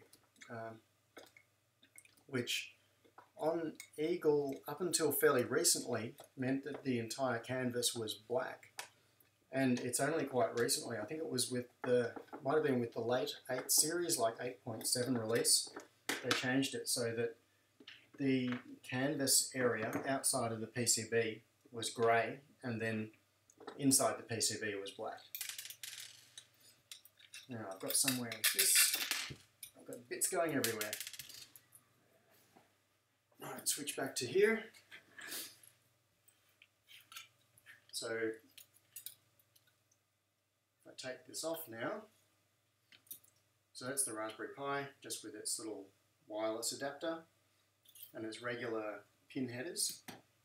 And then on this board, you can see it's got, these are actually stacking headers for an Arduino, but they are soldered on and used as if they're regular female headers, just with very long extension on them. So they're soldered into the PCB so that they stick out a long distance. So when I'm assembling this, what I actually do is I take these stacking headers, I wonder if I've got any here, nope, and I put them into the correct place on the Raspberry Pi header, and then I put them on so it ends up with the pin sticking through onto the daughter board, and put in all the spacers and screws and things, and then I screw it all together. And then once it's all fully assembled and screwed together, I then go along and solder the pins from the top. And the result is that we end up with these headers that are sticking up away from the PCB. They're sitting right out on the ends of the pins. They're still quite strong, but it means that the length ends up perfect to go onto the Raspberry Pi. So that's just a little assembly sequence thing. Oh, and also the reason for this chamfer in here. Okay, so let's get back to mechanical mounting. In this particular case, there are little ribs that run down the inside of the case, and there is a notch some distance down. See if I can get it up on camera here. So these ribs provide a couple of different features. One is that if you wanted to mount a PCB vertically, you could design it so that it slides down in between these pairs of ribs. So you could have vertical PCBs in here, but you can also put in PCBs horizontally, and then they snap down until they clip into this little gap. There is a little, it's like an edge here on the rib, and it's tapered. So the top one tapers down until it gets to this little point, and there is a gap for a PCB to clip into. So what I did was I started with this case, and I measured it very carefully to find out exactly what the spacing was between the face of those little ridges directly across the PCB and how much clearance I would need around the end. So the board design, if I just go back, just using a blank PCB as an example, what it means is that you can put the PCB into the case by lowering it in at one end and then sort of levering it down. You just push it down and it snaps into place. So it's now sitting in the case and it's not going to fall out. I can shake it, nothing bad is going to happen. It's being held in because it's snapped into the little gaps in these ribs, and it will stay there with no screws. And you can see that the location for the DC jack, which is on the end of the PCB here, aligns with the hole that I cut in the case, and the LED mounting locations line up with the holes drilled through here. And the reason for this little thing here is to get the PCB back out again. So to get it out, what you need to do is get it to clear these ribs. So what I do is use my thumbs and force the case apart like that. You can see it bending. And then I just use a finger in there to pop out the end of the PCB. So grab it, pop, pull it out, and now we've got the PCB out again. And when I'm assembling this, I made up a piece of cardboard to slide under the LEDs as a spacer. So what I do is I have the PCB sitting here, have the cardboard running across it, and I drop the LED into position so that the two legs are on either side of the cardboard, and that means that it can't go fully in and sit down on the PCB because it's sitting up on the spacer. And then I solder it in place and then pull the cardboard out, and the LEDs all end up perfectly aligned and at the exact correct depth. So the result is that I can then just snap it into the case. Normally, of course, it would have the Arduino on the back, but I can align the power jack with the hole there, push it in, and it all just snaps into place like that. Very neat. So that's an assembly technique that I quite like using. If I'm using an off-the-shelf case and it has some kind of a mounting system like this that allows PCBs to be clipped into it, I'll start my PCB layout basically by estimating what I think is going to be an appropriate size case for that project, like based on the parts that I have, and then get all of the mechanical details of the case. And then what I do is lay out the outline in Eagle. So I've got the PCB outline to suit the mechanicals of what I'm working with, and then I can fit all of the parts within the boundaries of the PCB. A lot of the time when you're doing PCB layout, you don't have that specific physical requirement or that specific limitation. So what you do is you basically just make all the parts fit in a board that seems to be about the right size. But if you have a case to work in, and you have those very specific physical boundaries, you have to make everything fit exactly in that case. So, back to questions.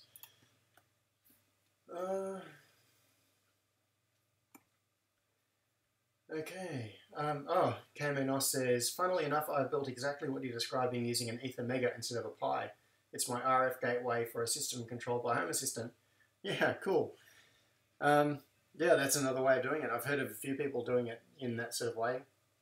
And I could just as easily be running Home Assistant on the Raspberry Pi as OpenHab. It's just that's the particular software I'm using. So, yeah. It's funny that an Ethermega is being used for that. Or drill an extra hole in the box.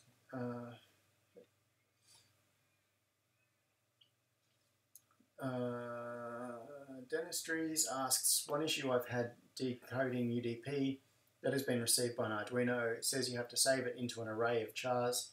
Do you know another way? Thanks. Without knowing a bit more about that question, I can't really answer that because it'll depend on what library you might be using for the communication. That sort of question, if you can provide some examples like with the code, and this is where I am going to pimp the chat.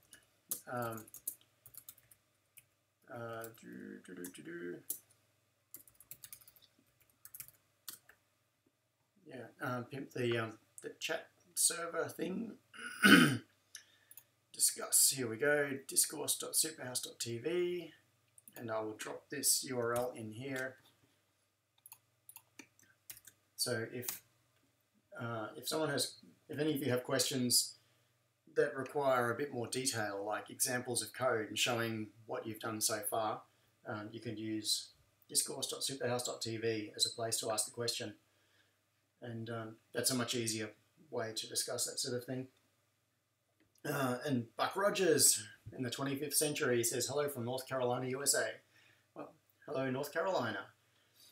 And K-Man asked, how did you cut such a perfect square hole in your case? Good question. There are a couple of different ways to do that. If you're doing it repeatedly, the nice way to do it is with a CNC machine. And I have a CNC machine just over there, but I didn't use it for this purpose.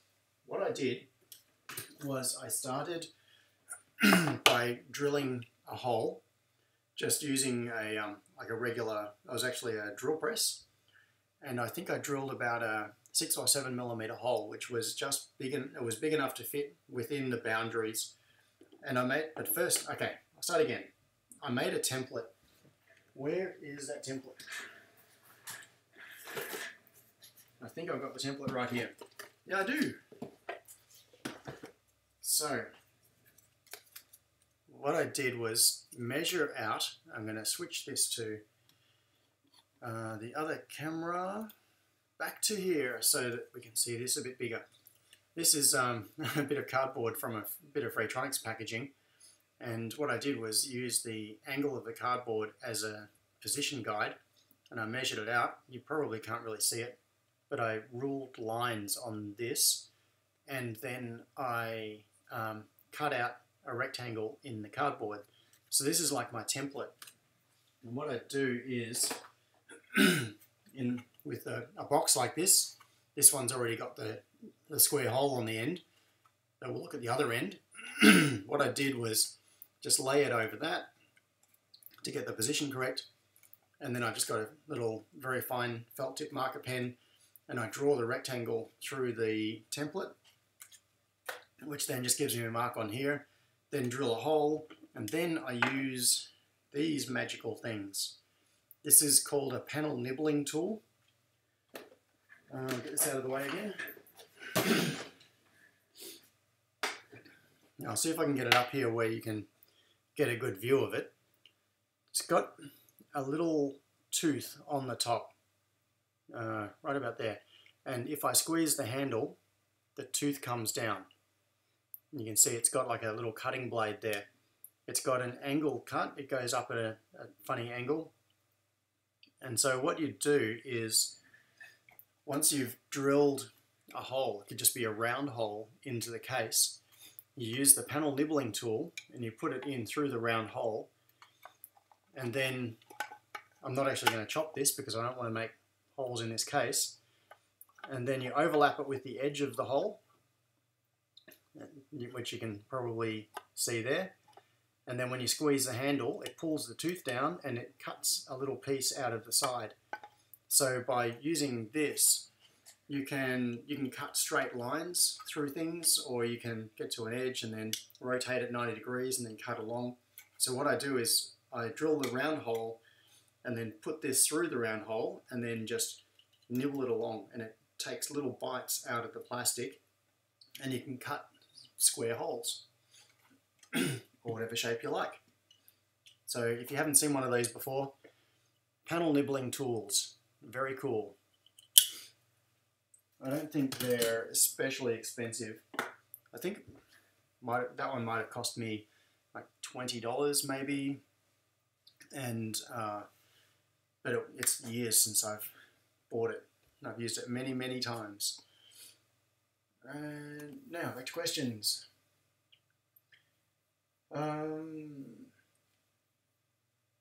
Okay.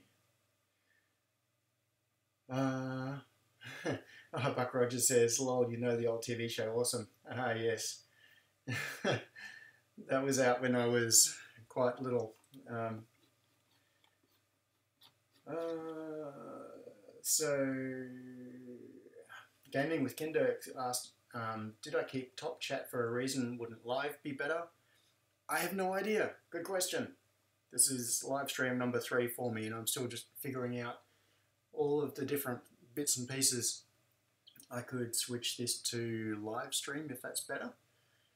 I don't know. I will take suggestions on that. And Sion said, thinks he forgot to change it like I always do.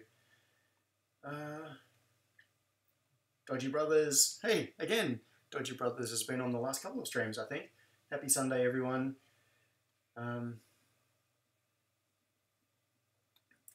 Nibbler. Oh, and Dodgy said, very cool J-Car, sell it. Never seen it before. This is in relation to the Nibbler. Yes, and I'm sad to say that I did buy this one from J-Car. But sometimes that's convenient.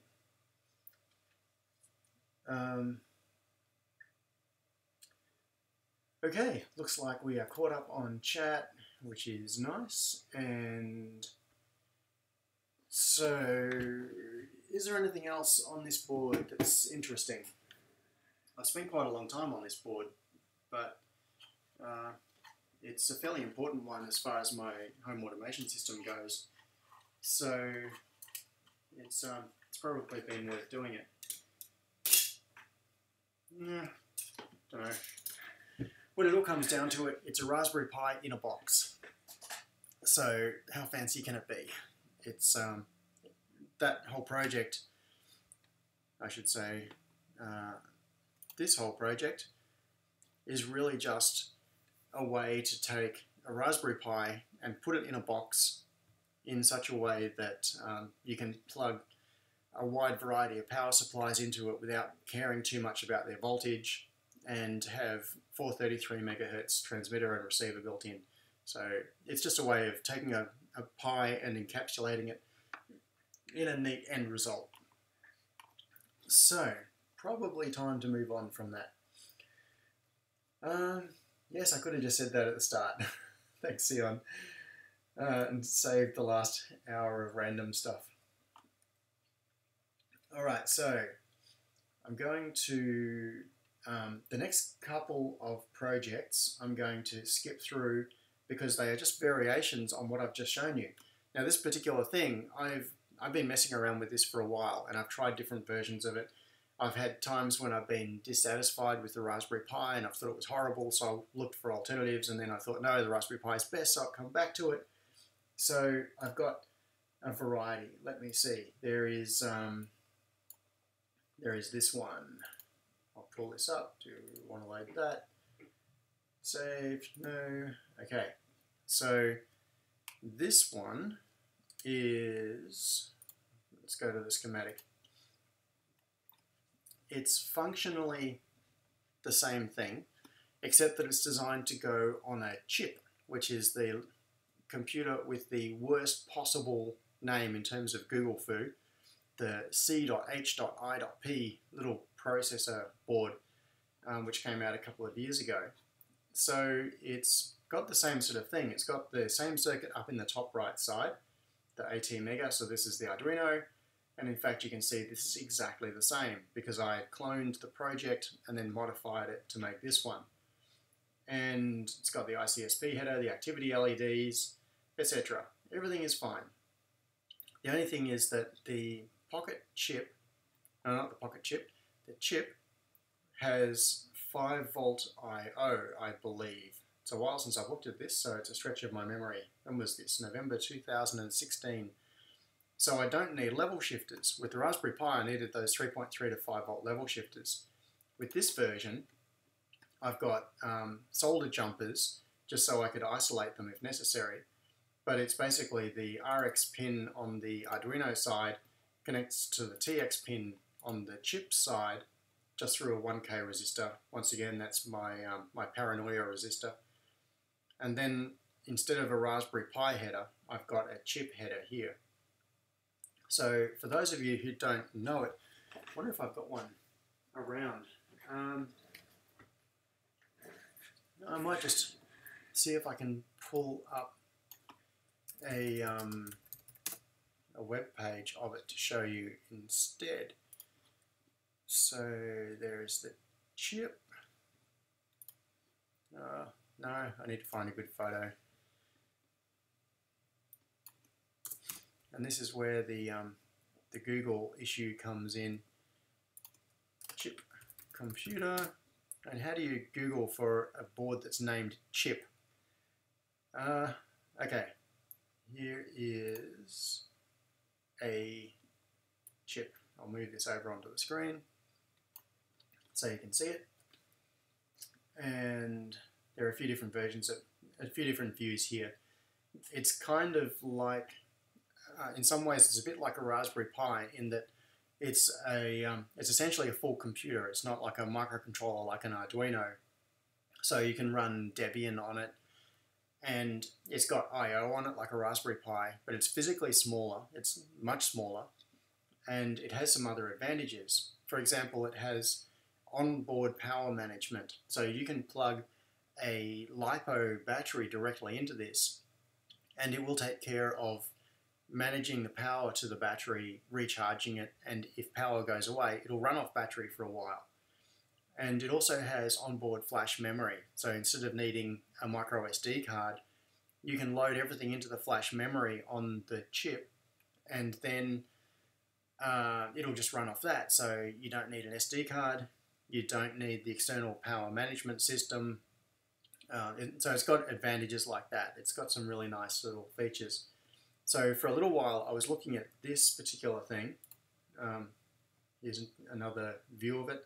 So this is a chip with an HDMI daughter board added into it. I'll see if I can find a better picture that shows you some scale. This one maybe? No? Yeah, so it's quite small. Now the chip was one of those computers that, little embedded computers that I think has a huge amount of potential, but for some reason it just hasn't taken off in the same way a Raspberry Pi has. And so I switched. Anyway, the point of all of that was that, I'll get that out of the way, I decided to try doing a version of this Building Brain project, but instead of using a Raspberry Pi, I wanted to use a chip.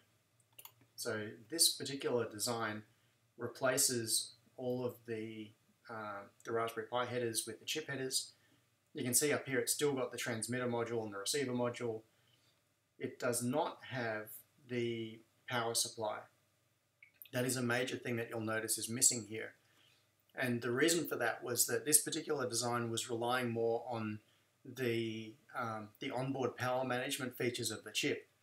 Because with Raspberry Pi, it expects a nicely regulated 5 volts at a fairly high current rating, and you have to take care of that externally. The board itself can't do it. It doesn't have an onboard regulator. With chip, it's got an onboard power management system. So what I was doing with this particular version of the design was relying on the onboard power management, and that meant that the design of my add-on with the transmitter, the receiver, etc. could be simpler. And it's all down to that single frame that you can see there. It's not 2 frames worth of schematic. So if we switch back to the board, now what you can see here is that because I started this project by cloning the existing Brain project and then just hacking it around, it fits within the physical outline of the original board. And then later I did an optimized version, which I'll show you in just a second. So what I did was rearrange it to try to get all of the parts to fit within the outline of the chip. So you can see here on the board, I've got a line that indicates the physical boundary of the chip, and then there are the chip headers. And also I've put silkscreen around the pins on the chip that are in use. So when you look at the board, if I do that, should make it stand out a bit better. You can see that it's using this particular GPIO pin. So I put silkscreen around it, and it's using these connections, so I put silkscreen around those. So when you look at the board, you can very quickly visually see which pins are in use. And then I just jammed the transmitter and the receiver modules in there and squeezed it all down. And as you can see, the whole thing is dramatically smaller than the first version, which fit into that plastic box with the Raspberry Pi.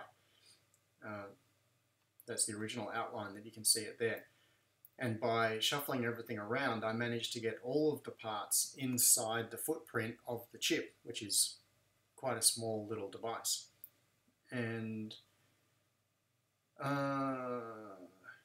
but in the end, I never actually ended up making that one. So this is a board that I designed.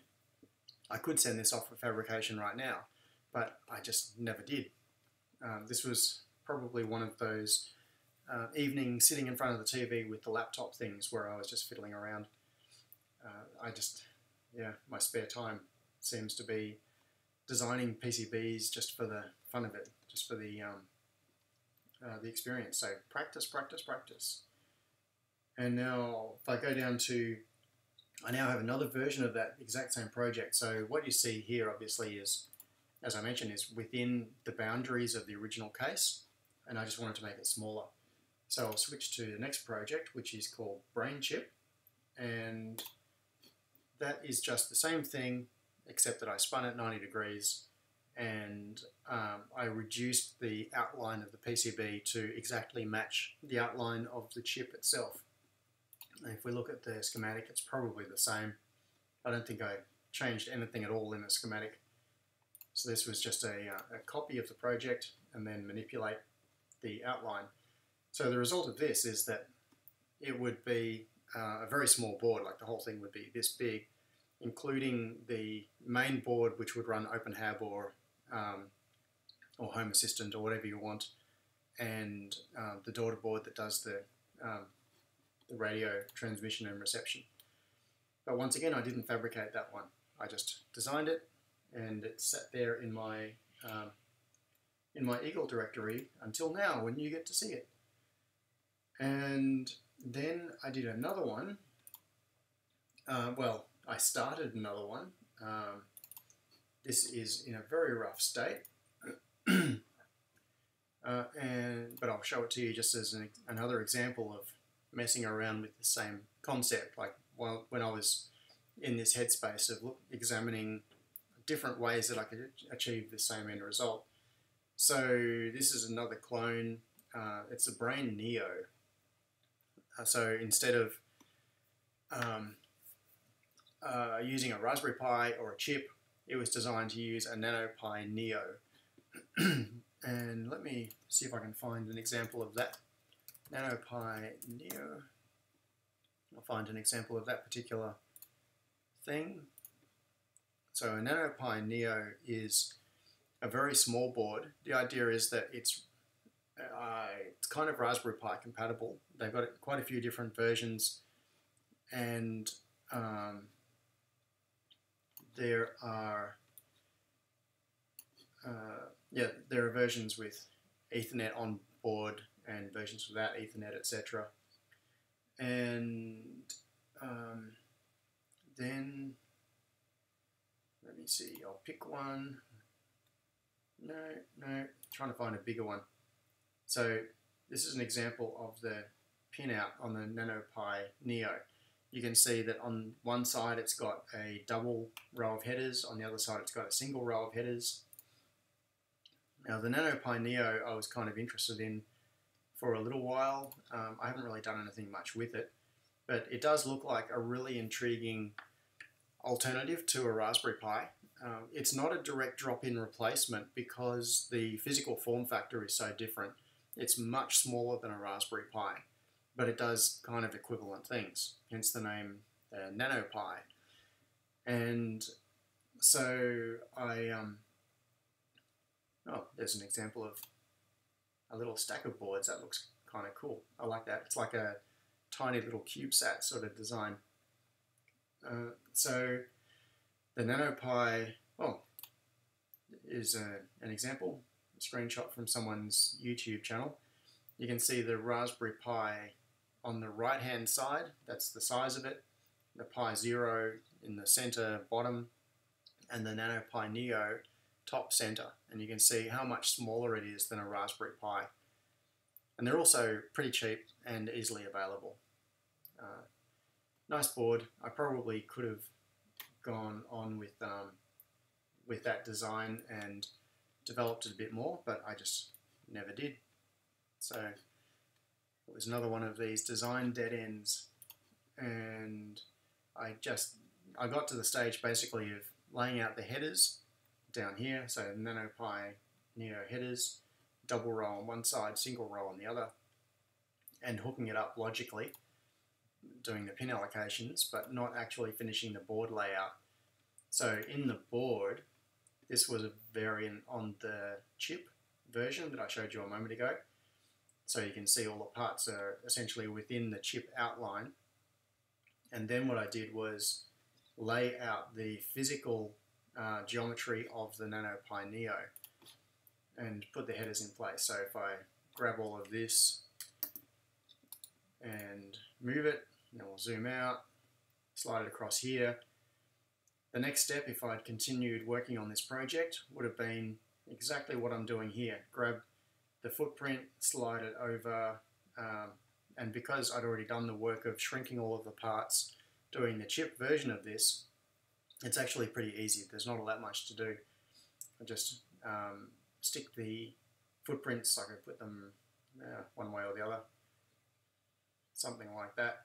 I could lay them right about there and go plonk, put the footprint down, and then I just have to do a bit more routing. It's possible that I could shrink it all in and get all of those parts within the outline of the Neo as well.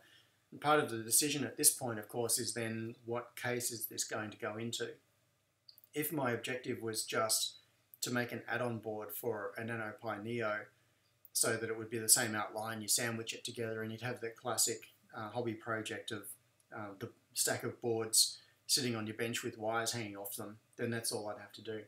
But what I prefer to do is think at this point about the physical deployment. How am I going to put this in a case? Where are the cables going to come into it? What connectors do I need for power and whatever else? And then adjust the physical outline of the board to suit the case that I'm going to use. So now that I've got this laid out to the point where I know approximately how big it's going to be, I know I can get it down to that NanoPi Neo size. Or if you've got a bigger case, then you've got less constraints, so you can lay things out a bit more comfortably. So I would then go looking through my my big box of random project cases and try to find one that's approximately the right size, and then design this to suit. And that might mean adjusting things like the outline of the board where it has to fit around stakes, or maybe it's in a case where it needs to be screwed into standoff, so I've got to allow mounting screws in the board that aren't going to foul anything. But at that point, basically you go from looking at the PCB to starting to think in 3 dimensions and how is all of this going to fit together. Probably not much more to show on that. It's reasonably self-explanatory given all of the things that I've already talked about. So let's see, what is the time? 11:11, so I've been going for over 2 hours already. The majority of this has been just talking about the building brain. So will I go on? So next thing on my list, and I'm still in B. Tell you what, let's power through. I want to get to the end of B. So this is the end of, I'm heading towards the end of the third live stream now, which means that I'm now something like 7 hours into talking through these projects, if you count the first couple of live streams, and I still haven't even got to the end of the letter B in my project list, which is terrible. So I've got 2 more to talk about in B before we get into C, and there is some cool stuff in C, like the wheelchair control system breakout boards. I'm not going to get to that today, but let's just finish off with B, and I won't spend too much time in them. So the next one I've got is a Bluetooth shield. So this project, go back to the schematic. This project is a classic Arduino shield add-on sort of project. This one I did a few years ago. When was it? 2014. 3rd of July 2014. So just over 4 years ago. 4 years and a couple of weeks. And it's that classic Arduino shield with a module breakout sort of arrangement. And in fact, because I actually did some homework before this live stream, and I will show you the real thing. Where is my cursor? Too many screens here. Right, so this is a brand new one. I just grabbed it off the shelf. Freetronics. The Freetronics warehouse is basically my garage, so I can just go out there and grab stock off the shelf whenever I want to grab a board. So this is the Bluetooth shield. Pop it out of its retail packaging. It's a Bluetooth module. So this is not BLE. It's old style Bluetooth serial. So what this allows you to do is connect something like a virtual COM port from your computer using Bluetooth serial to communicate with an Arduino project. And the modules themselves, I think this is an HC05 from memory. If you look up Bluetooth modules on eBay or AliExpress or whatever, you'll see that there are a number of modules that start with HC, and then they have a different number after them, like HC03, 04, 05, 06. And they all look the same thing, but they're sold as different modules. Now, the thing is that the difference between them is actually just the firmware, as far as I know. It's a question of whether it can act as a Bluetooth master or slave, and I've probably got my terminology wrong because it's so long since I've done Bluetooth stuff. Since I looked at this, like more than 4 years since I was working on this. You can set up a Bluetooth module so that it can either act, I think it might be a host and slave or whatever the terminology is. So the HC05 version comes with firmware on it that allows it to act in either mode. I think the HC04 can only act as like a slave, and an HC06 can only act as a master. The HC05 can act as either, depending on what commands you send it. And so this particular board, I'll flip back to the design because that makes more sense than a little PCB you can barely see, is a breakout that takes that HC05 module, which you can see up here, and it connects it through to the Arduino that you plug this shield onto. Now there are a couple of things about it. One is that the HC05, as I said, or the HC series modules can operate in different modes, and you can load different firmware directly onto the module itself to make it behave in different ways. So on this design, what I did was broke out the SPI connections, and you can see down here that there is an ICSP header. This is not for the Arduino. This is an ICSP header for the Bluetooth module which is on the shield. So what you can do is plug a programmer into it, and then you can reflash the Bluetooth module itself and then make it behave in a different way. And you can see that it's connected through to the SPI pins on the module. So we've got MOSI, MISO, clock, etc., chip select on there. And then the communication with the Bluetooth module is just serial. It's AT commands, I think, from memory. So we've got a TX and RX connections coming off the module, and they go through, once again, level shifters. So this is the exact same circuit that we've just seen on the brain, with the MOSFET acting as a level shifter, because the Bluetooth module itself is a 3.3 volt device. So the RX and TX connections on here are 3.3 volt logic, and the Arduino is going to be either 5 volts or 3.3 volts. It actually doesn't matter. With this level shifter arrangement, you can have 5 volts on one side and 3.3 on the other, or both sides can be 3.3 volts. So this shield is basically universal. You can plug it into a 5 volt Arduino or into a 3.3 volt Arduino, and there are some 3.3 volt Arduinos out there, and it will still work. The communications will go through those level shifters and everything will be fine. Now, for flexibility and to allow different pins to be allocated, the TX and RX lines from the module come to these headers, and in just a moment on the physical board we'll see how those headers work. So there is a pass-through of the Arduino ICSP header, in case you want to stack other shields on top. There's a reset pin for the Arduino, and then there are the Arduino headers just over here, and there is a little bit of space. Because there was a little bit of spare space on the board, I put some prototyping area on there, and then in the schematic, one thing that I like to do on any project that has prototyping area is put room in the schematic so that you can physically draw your own parts and things in there. Now, I started doing this, the first board that I designed that was not a prototyping shield but that had prototyping area on it was the Freetronics Ethernet shield, and that was, I think it was in about 2010, maybe 2009. What happened was that I designed the shield and there was a fair bit of space left on it because I had the WizNet chip and RJ45 and everything else, but the actual PCB still had a bit of room.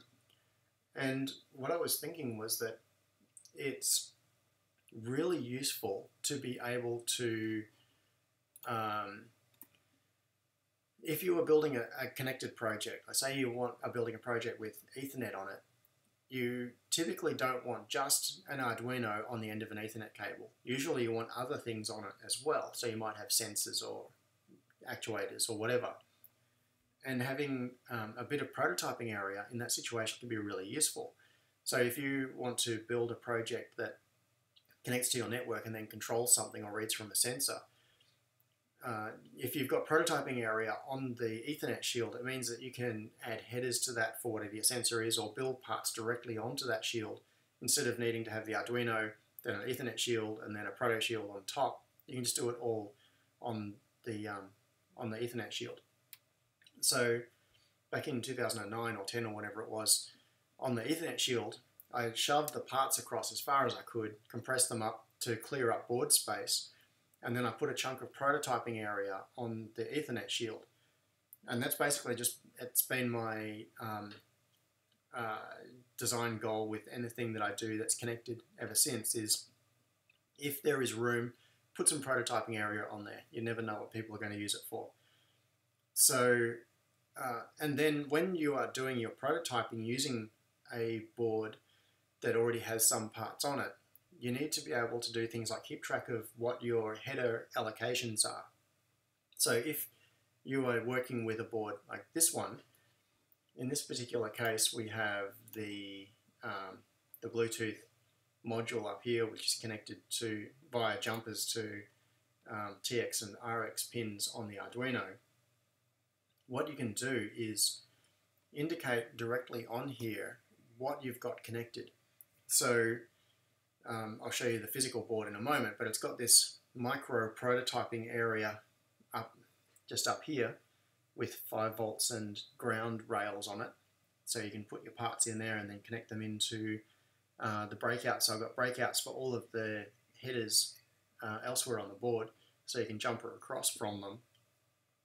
When you're planning that project, what you can do is physically print out this schematic, and it shows you where all of the existing stuff is connected, but it's also got this blank area in the middle here, and this area here is specifically for people who use this board to just draw their own circuit right in that spot. So if, for example, you wanted to make a connected project that had a temperature and humidity sensor in it, what you would do is, draw a box in here with the temperature and humidity sensor, and then you would draw the ground connection going down to the ground pins and power going up to 5 volts, and then the data pin coming across to whatever you want to use, D9 or whatever, and you just literally draw it on here, connecting it up to the existing circuit. And that way what you end up with is a physical document, which is the circuit of the shield that you're using, plus the parts you've added to it and how they connect to each other. I've got a bunch of examples of that. So I use that technique myself. When for the prototyping shields that I've designed, on the schematics I've laid them out in this way. So I've got headers down the sides, big area in the middle. So if I'm designing a project for a prototyping shield, I'll print the schematic for the prototyping shield, draw my circuit, and then connect it to the different I/O lines. And then it's a good way of keeping a record of what you've done. So other things on here, we've got the status LEDs. So we've got status, link, and power coming from the Bluetooth module. And then the critical thing, which is not that apparent if you're just looking at the schematic here, is how does the TX pin here and the RX pin here from Bluetooth connect to the rest of the board? Like, how does it connect to the Arduino? And that is done down here. Now, I probably could have been a bit more explicit about this in the schematic, but you'll understand when you see the PCB. So there were those 2 breakouts for the RX and TX, and there is this breakout down here, which is for D0 through D7. And now if we flip over to board view, we can see the equivalent. So down here we've got the Bluetooth module with its ICSP breakout that we saw a moment ago in the schematic. We've got the power, status, and link LEDs down here, which are being driven by the module itself. So they show the status of the module regardless of anything else that's going on the Arduino. And then I've got breakouts for all of the Arduino headers. There are the regular Arduino headers down here, and then there, which is where the pin headers or the stacking headers are attached. And then I've got headers duplicated beside it, oops, right there, which are just a direct connection straight across. So that makes a convenient solder point where if you wanted to add a jumper wire that goes from the header to part of your circuit, you can solder it onto there without interfering with the headers. Now, and up here we have the level shifters. There's the little prototyping area up the top where you can put in your own add-on parts, and we've got the power rail across the top. So there's a breakout there for 5 volts, and across the bottom there's a breakout for ground. So then you can just put an IC or some discrete parts or something in the middle and connect it to power and 5 volts. Oh yeah, and I marked on here, it says 5 volt, 3.3 volt compatible. That is to make it clearer that this board does actually work on both 5 volt and 3.3 volt Arduinos, because these level shifters take care of all the detail of that. And what we have in this area is the level shifters. Let's see if I can select that. So these parts here are the 2 level shifters for the TX and RX lines coming from the Bluetooth module.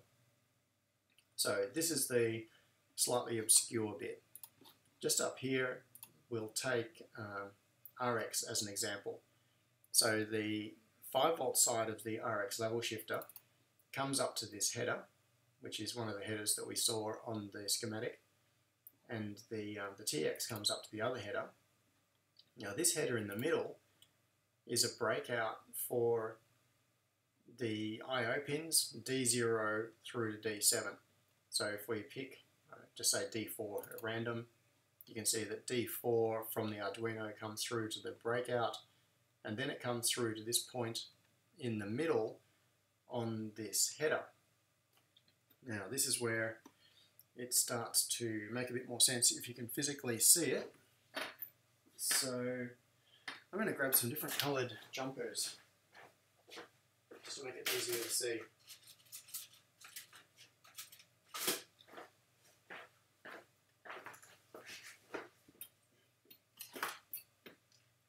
So I'll have a look at the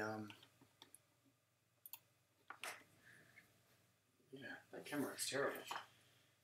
If we have a look at the top of this board, and I'll get out these headers just because they're black, so black on black you can't really see it. So what we have is a triple header row. The bottom row is RX pins, the top row is all TX pins, and the middle row is the I/O pins from the Arduino. And what this provides is a little jumper block where we can link TX and RX from Bluetooth to any of the Arduino pins from D0 to D8. So for example, to link TX to D2, what we would do is go to the D2 column and put a jumper across at the top.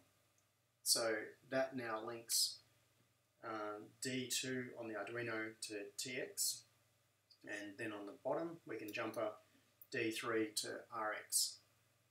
So this little arrangement basically gives us a flexible way to map through pins to whatever we want it to be. You can give the end user the ability to say, I want to use hardware serial on D0 and D1 and then jumper that through, or you can just move the headers and you might want to use software serial on D2 and D3 or whatever else.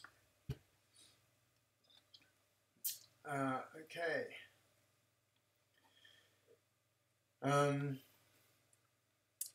Probably not a lot more to say about that, and I want to get on to the next project before wrapping up. So questions.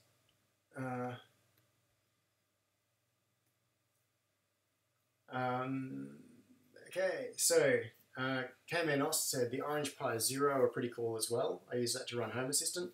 Yeah, that's right. So Orange Pi 0 is another alternative to a Raspberry Pi, similar to the Nano Pi Neo that I was showing a moment ago.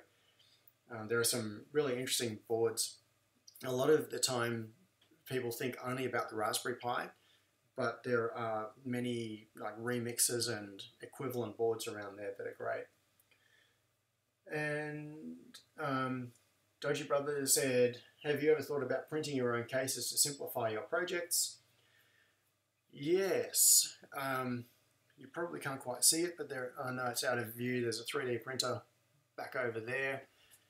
And I have done that. I've got where I'm just trying to find examples. No, there isn't one in easy reach, but I've 3D printed plenty of Arduino related stuff. Oh, just random things in front of me on the new printer. Hang on, switch this back. Yeah, I had a Mendelmax for a while, which I could never really get good results with, and so I've just switched to a Prusa i3 Mark III, and there's a little wire comb, like wire fingers for soldering. You put wires in here and it holds it, and then you can solder it without burning your fingers. And there's a little resistor bending lead that I just printed and just for something a bit more complicated, something else I've just been printing is parts feeders for the pick and place machine. So this is a partly assembled part feeder. And the tape for the pick and place machine comes up through the bottom and traces through here, and then there's a pick location up here. This is missing most of its parts, so it's incomplete. There's another cover piece which I also 3D printed, and that goes over the top here, and then there's a motor mechanism on the back, which is the cover tape retrieval mechanism, and lots more stuff. But so I've been printing some interesting things, and this is the same thing, but that was printed in PLA. This is the same thing printed in PETG. That's the main body part for the feeder, and that's the cover for the feeder. And then I've got all of the gears and other mechanisms and stuff in there as well. So 3D printing is definitely a good way to make cases that suit a very specific requirement. And but one thing I like as a general principle is finding, okay, this is something that I want to talk about in future, probably in more detail. I'll just very briefly skim over it now. There are really three different approaches to enclosing a project. One is 3D printing. So you design something custom to suit your needs, you 3D print it. It's terrible in terms of volume. Like if you want to make a prototype or a one-off, that's great. But if you want to produce 10,000 of them, it doesn't scale. At the other end of the scale is custom cases with injection molding. If you go to a factory and you have your custom case design manufactured using injection molding, it might cost you $10,000 in tooling, but then the cases are going to cost you 50 cents each after that. So if you're doing large scale, injection molding a custom case design is the way to do it. That's the other extreme from 3D printing, which is great for very low volume. But there is a middle road, which is an approach that I personally quite like, where you take an off-the-shelf case and you customize it. And what that gives you is very cheap cases. So, plastic project cases might cost you $1 or something on AliExpress. But the finish on them is really good. The actual finish is as good as they're injection molded. So they don't look like a 3D printed object. They look like something that's been professionally manufactured. But they don't have all of the necessary holes and printing and all of the other customization that you might need for your project. So what you then need to do is do machining to allow that off-the-shelf case to meet your needs, and you can do printing on it. So you can either just buy the cases blank and then do all of that reworking yourself, or you can talk to the manufacturer of the cases. If you want like 100 of them, you go to them and say, I want that particular model of case which you have as a standard item, but I want you to machine it with these slots and holes in it and print this on it, and they will do that for you in fairly low volumes. So that, I find, is a really good middle ground where you want to do more than one or two of something, which is fantastic for 3D printing, and you don't want to do 10,000 of something. You want to do a reasonable number. Go for an off-the-shelf case, gives you a really professional looking result, but you haven't had to pay out lots of money for custom tooling for injection molding and all of those other things. Where am I going? Okay. Quieter, yes. So I walked away from the mic, it went quieter. Hopefully soon my radio mic will arrive and then that problem will all go away. Station 240 said, so you do have your own PNP machine. Yes, I do. I have a homemade pick and place machine, which is sitting just to my left and you can't really see it. I've done videos about that in the past and conference talks about it. I'm probably going to feature that a bit more in the future. It's a DIY machine based on an XY carve chassis running OpenPNP with cameras and vacuum pickup and all of that sort of thing. I won't go into that now. Nikita Net said, on the subject of custom design for standard cases, 3D printed drill guides to streamline small production cases, that is a great idea. So if you don't have a CNC machine where you can take an off-the-shelf case, put it into a holder, and then use the CNC machine to mill it, if you want to use hand tools like a cordless drill or a drill press or something to machine the case, you can use 3D printing to make a template that you fit over the case, and then it gives you guide holes for drilling. So that's a really good suggestion, Nikita Net. Thank you for that one. And Station 240 said you could just use a spare PCB as a drill guide. Yes, definitely. That is, I'm just wondering if I've got an example. I have done that many times, and in fact I've specifically designed PCBs so that the PCB itself becomes a drilling template. For example, just trying to find something here. I don't think I've got one. Or do I? No. What I have done before, for example, if you've got a project that has to fit into a case and you want to have switches protrude through the case. Ah, yes, I know, I did. This is a project that was actually going to come up very soon, but not in this video. It is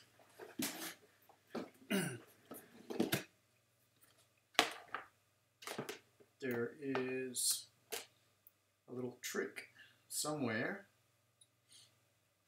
No, maybe it wasn't this one.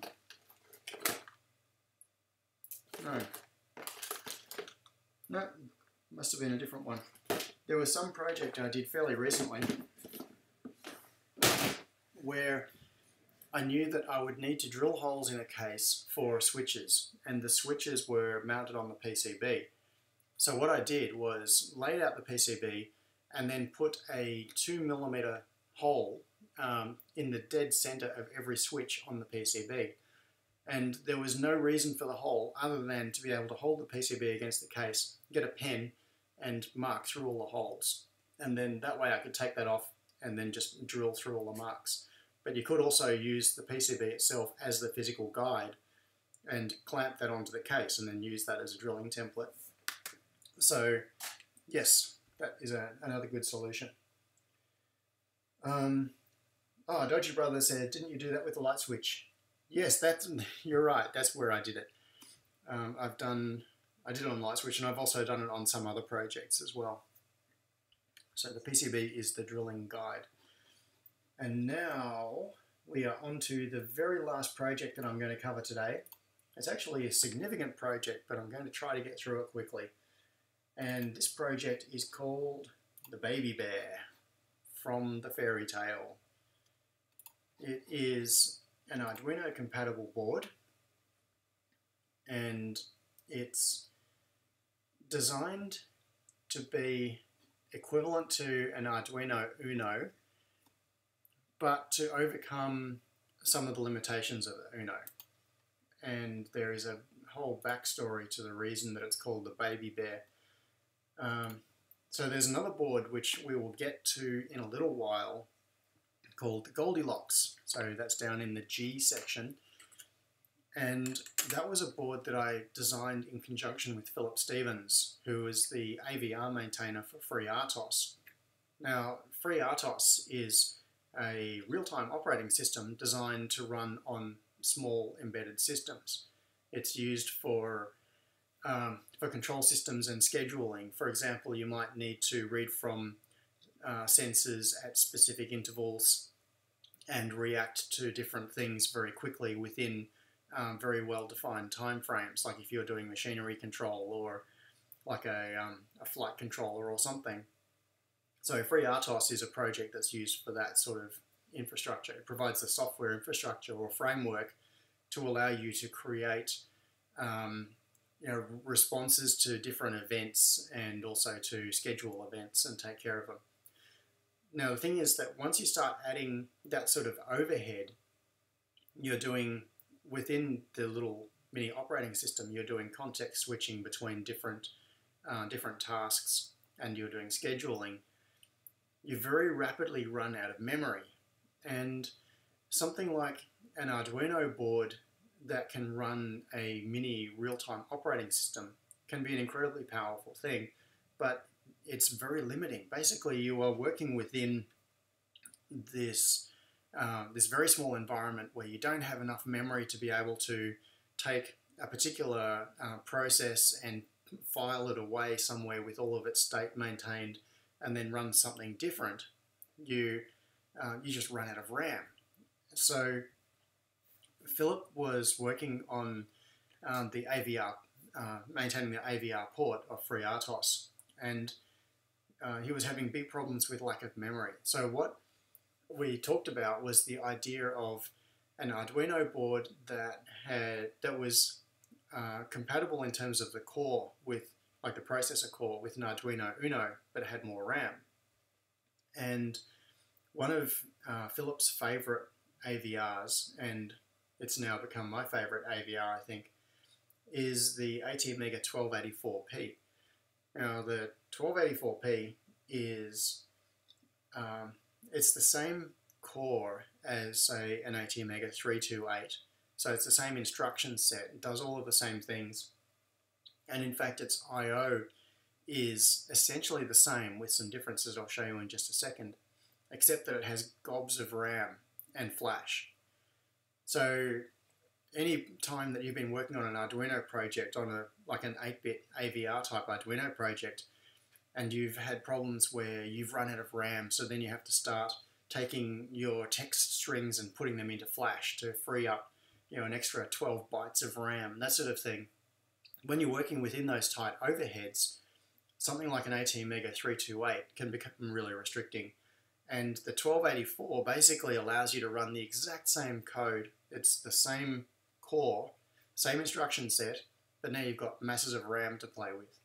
So what we did was design a board called the Goldilocks, which was intended to be, and the reason he called it that was, so Philip specified what he wanted, and then I did all of the electronics design, like the board design and everything.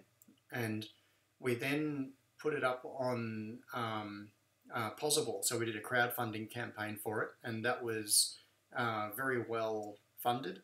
So that ended up going quite well. And so we produced a couple of production runs of the Goldilocks boards, and they had this 1284p processor on it, plus a whole bunch of other peripherals that Philip wanted for specific reasons.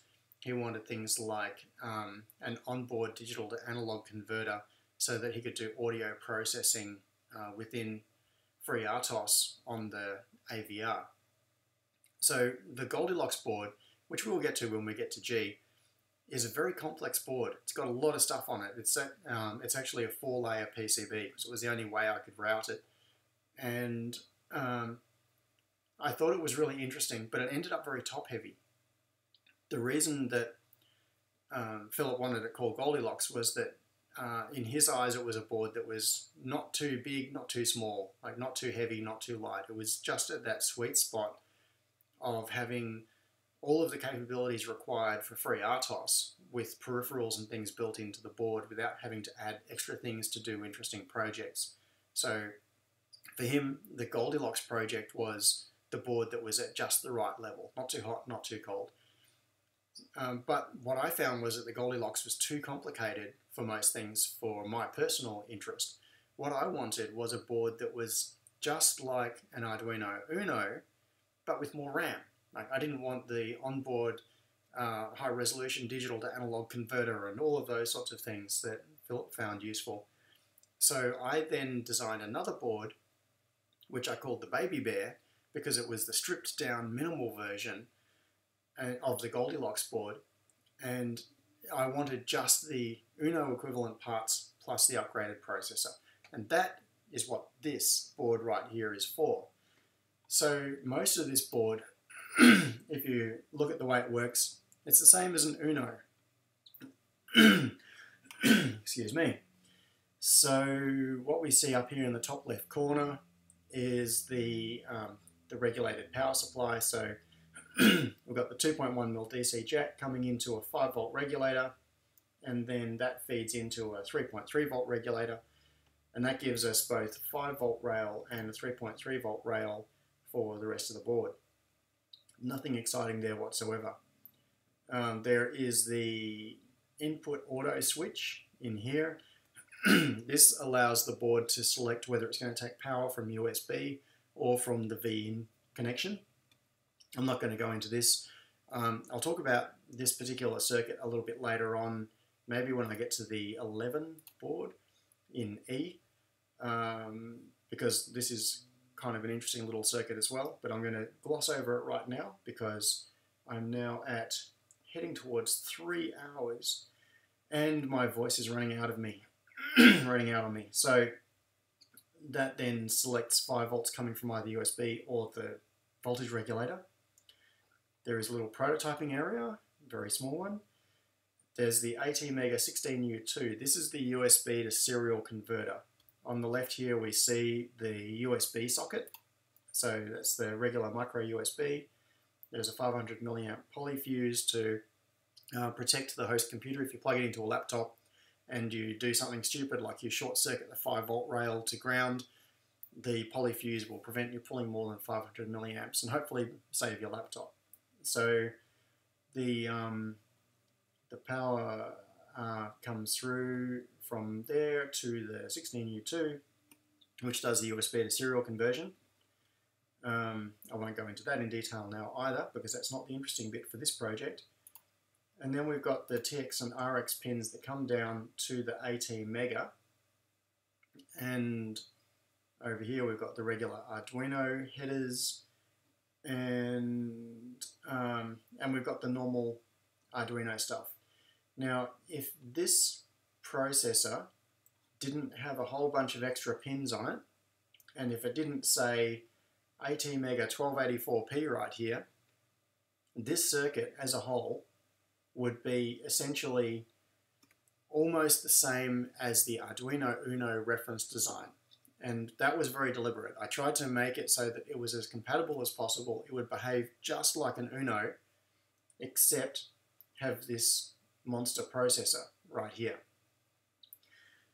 And we've got the D13 LED coming off here, and it's being switched by a MOSFET so that it wouldn't bias the pin. Oh, actually, that is worth mentioning. One of the limitations of something like an Arduino Uno, or the regular Arduino clones that you buy, the LED that's on D13 actually provides bias onto the pin.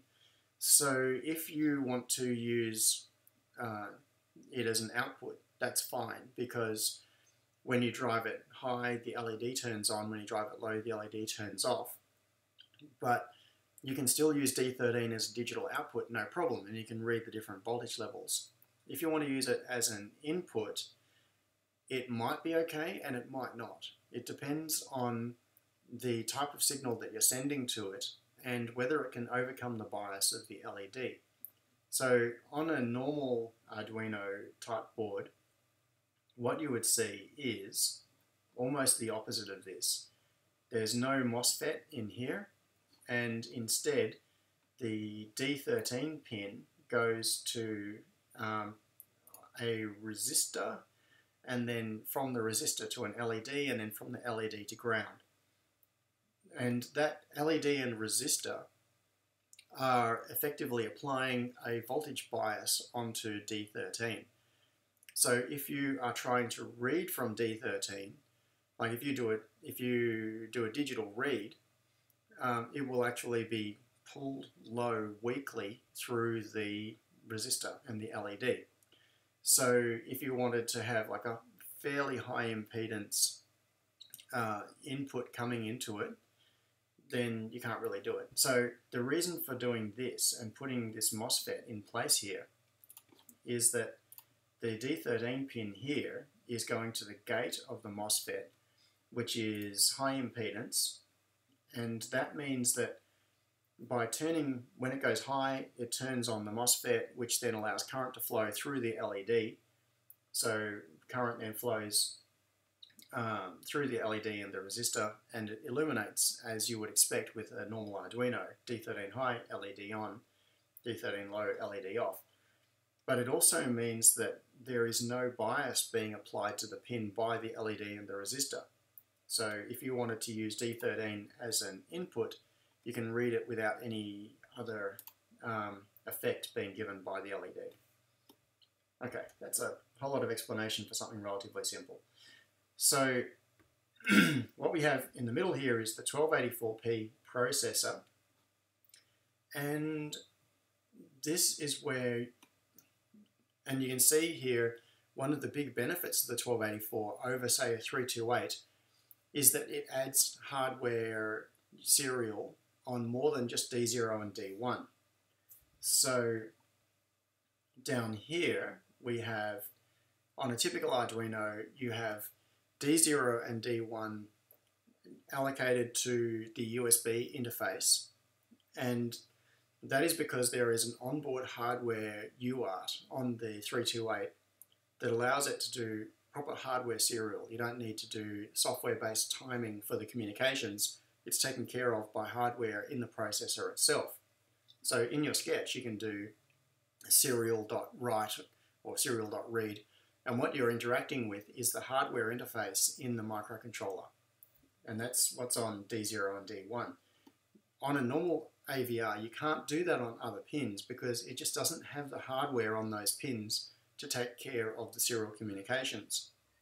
To do serial comms on other pins, you need to have your software take care of all of the timing. So setting up, the bit stream that actually goes out of the TX pin, and measuring the timing that comes in on the RX pin, and that's usually done using interrupts.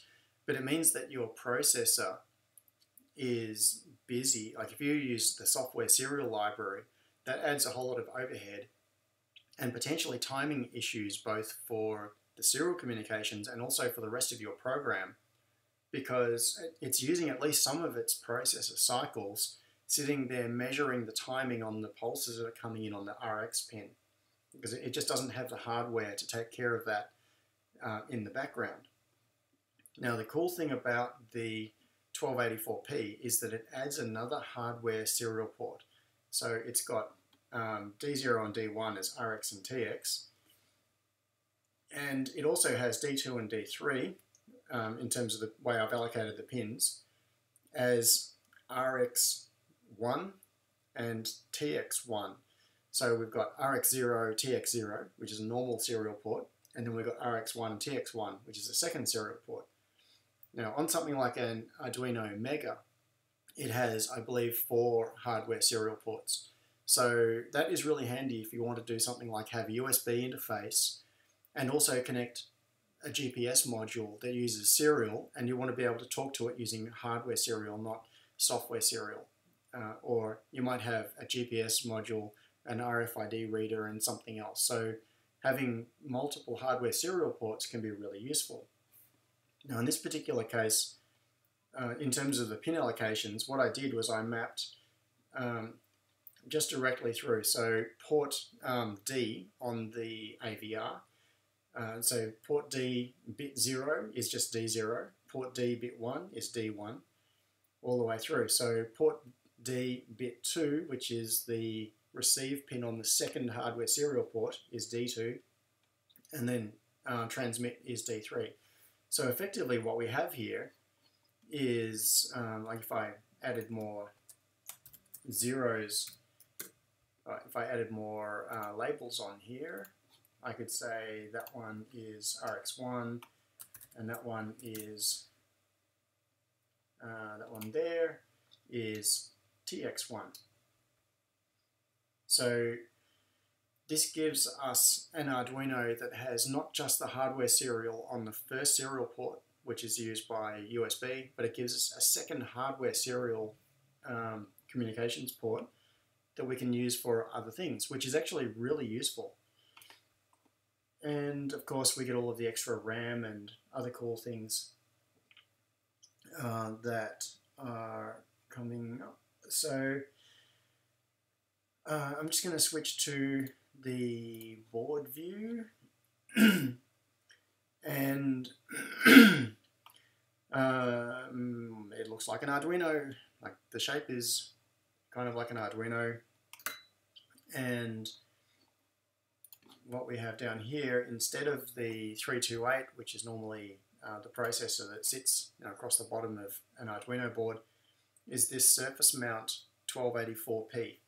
And by going with the surface mount part, the 1284p is also available in a DIP format, but that is a physically very big chip. It's a very wide, large chip. So if you wanted to breadboard with a 1284p, you can. You can get a DIP version of the 1284, put it in a breadboard, and build yourself a little Arduino compatible circuit right there. You don't have to use the surface mount part, but I put the surface mount one on here just because it gave me a lot of space to put a big prototyping area up here as well. So what we have is the regular hardware serial port up on D0 and D1, and then we have a second hardware serial port on D2 and D3. And that means that if you are doing something like putting on that Bluetooth shield that I showed a little while ago, you can put the jumpers on so that Bluetooth TX and RX are on D2 and D3, and you now have a full hardware serial port to talk to that Bluetooth module. You don't have to rely on software serial in order to talk to it. So I really like this board. This little baby bear is basically the way I think an Uno should be. It's like an Uno done right, with all the extra RAM and extra hardware serial port and that sort of thing. And I have one right here. Hang on, I will switch back to document camera. Not that. I had one. There it is, sitting over there on the bench. So this is a baby bear prototype.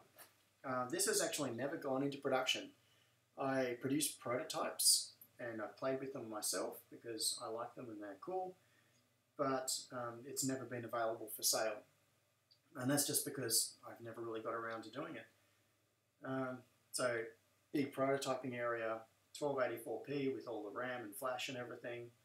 But apart from that, it actually looks almost identical to a Freetronics 11, apart from the 11 having a DIP processor. This has the surface mount processor. And the objective was that this could just be a drop-in replacement for a regular Arduino. And now you've got all of the RAM that you need for running FreeRTOS or whatever else you might want in your project, and lots of flash for storage. So that is kind of a cool little board. Hang on, I'll try to get more focus on it using this camera up here. Get the position right. No, it still can't focus properly. I've got to do something about my cameras before the next live stream. Get it working a bit better. So that is the baby bear. My favorite little AVR based Arduino board. Alright, I'm going to wrap that up, but just before I go, let's see. Dodgy Brother says, 11 degrees in Melbourne today. You guys must be having a heat wave. Cold 17 degrees in God's own country today. Station 240 said, I just finished a PCB for an SO8 IC and 3 passives. Made it using a Dremel and hand tools on an unsuspecting motherboard in my junk pile. Oh, I'd love to see that. That sounds like a great hack. Taking an existing board and modifying it to use it to fit what you want. Yeah, I have done that before as well. It's usually an act of desperation when you've got to do it right now and you can't wait, a week for the boards to arrive. But if that solves the problem, then it solves the problem.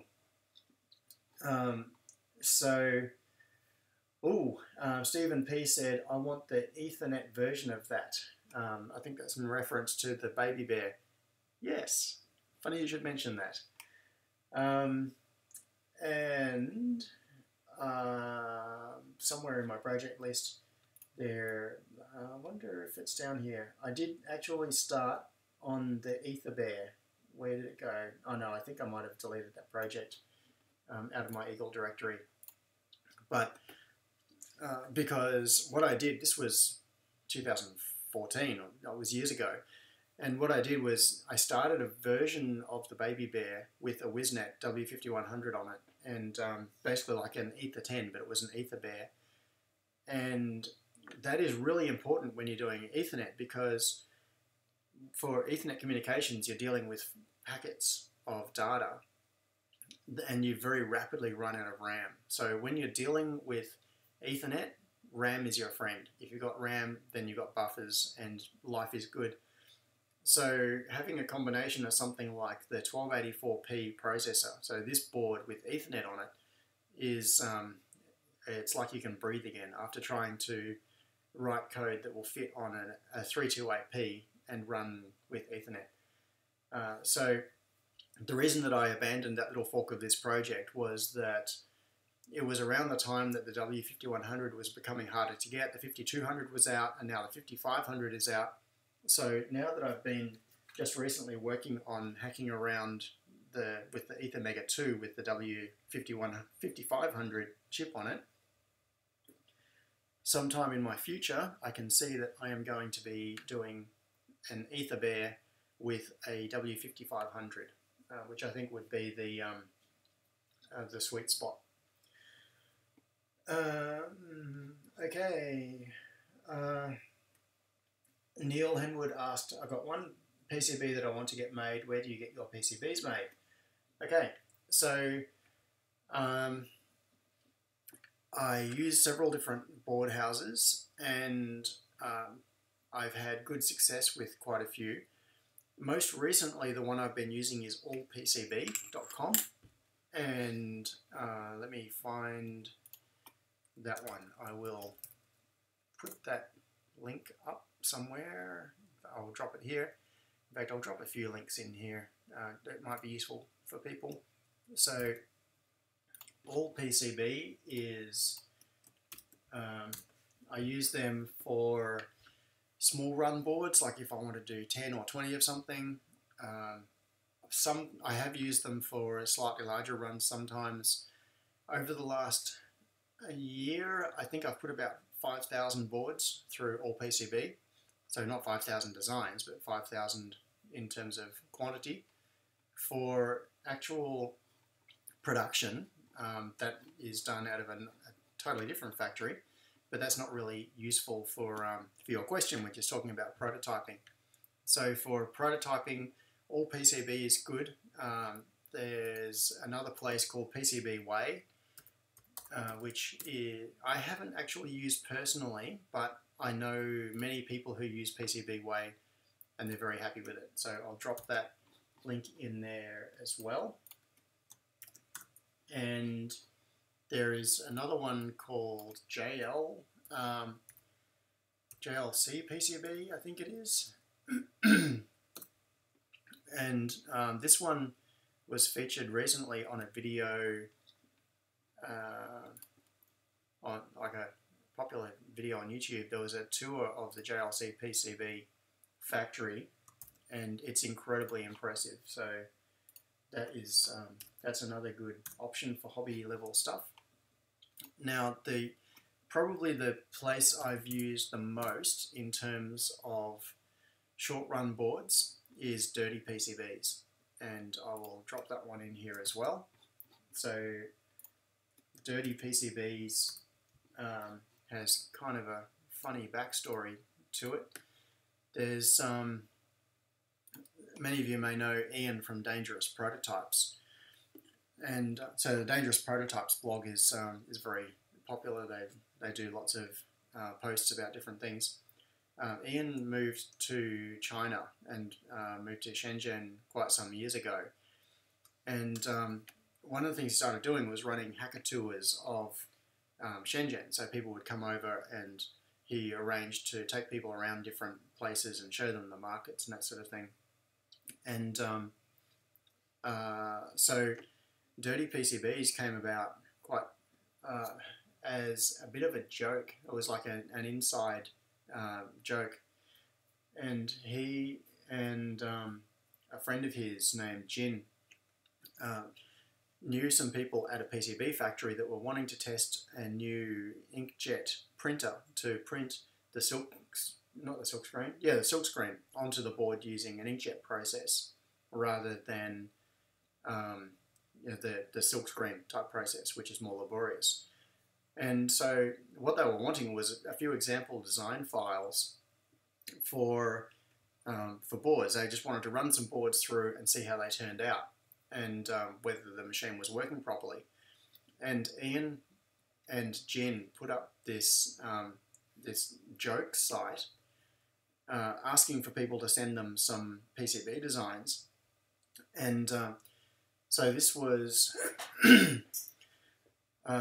so they put up this site and they called it Dirty PCBs, and it was, the original site was written as a total joke, and it had text in it that said things like, will you place an order, we'll send you something, it might be PCBs, it might not, or the PCBs might not work, and it had things like, you like it dirty, so here are your dirty PCBs.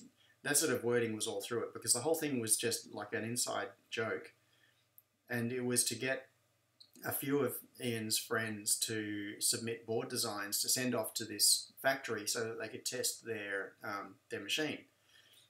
And so I was actually in Shenzhen at the first hacker camp, and we were there at breakfast one morning, and all of a sudden all of these orders started coming in, and Ian was saying, oh, what's going on?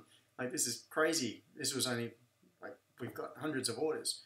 And it turned out that someone had posted the Dirty PCB site on, I think it was on Hacker Day. And so all of these people had discovered that they could place orders through this the system for testing these machines, and they were at bargain basement prices. It was super cheap. So they ended up with this big deluge of orders unexpectedly. And it went from being a joke and a site that they put together like in the space of hours just to a form to take some online orders. And all of a sudden it turned into a real business. And they now do a huge volume of board production.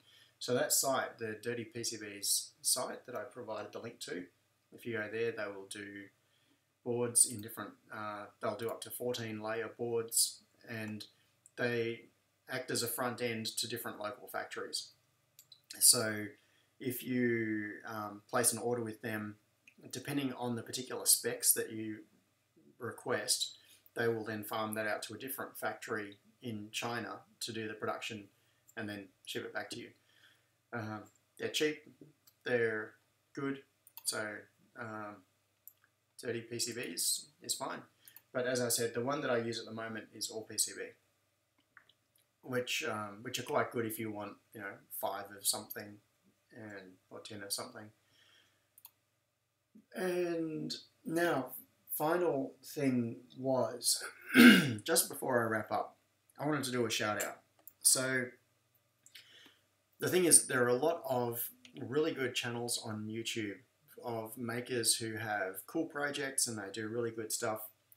And so I wanted to, in each of these live streams, I'm going to point to someone's cool channel.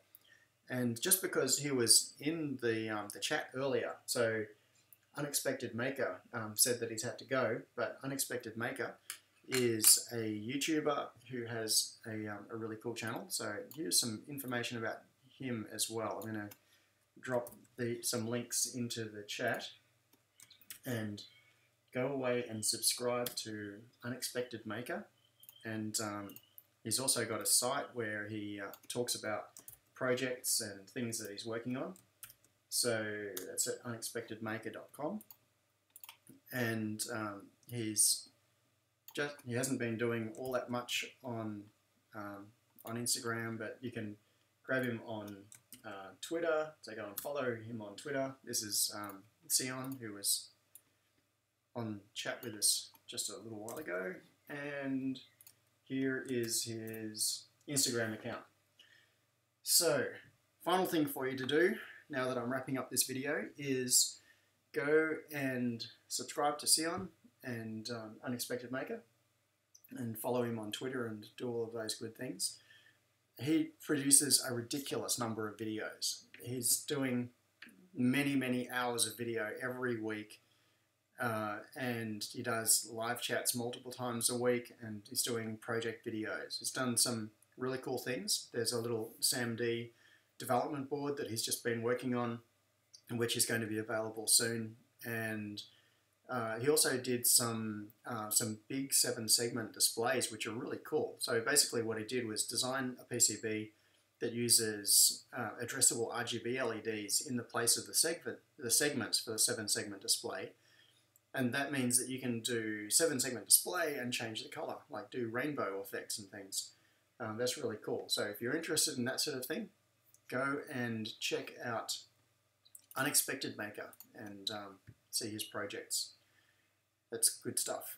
And now I am well over 3 hours, so I am going to call it a day and go and get a drink for my sore throat and have a bit of a rest. Anybody that knows me in real life knows that I don't say more than about one sentence at a time. So the fact that I've now been speaking continuously for 3 hours, that's probably about a year of my speech quota all used up in one go. So I need to go and rest now. Thank you very much for hanging around on the live stream. I really appreciate it. And don't forget, there is the discourse, the link I provided earlier. If you feel like supporting me on Patreon, that would be fantastic. Many of my projects are on freetronics.com and on SuperHouse.tv, so you can check them out there. Thanks for coming, and I'll see you next time.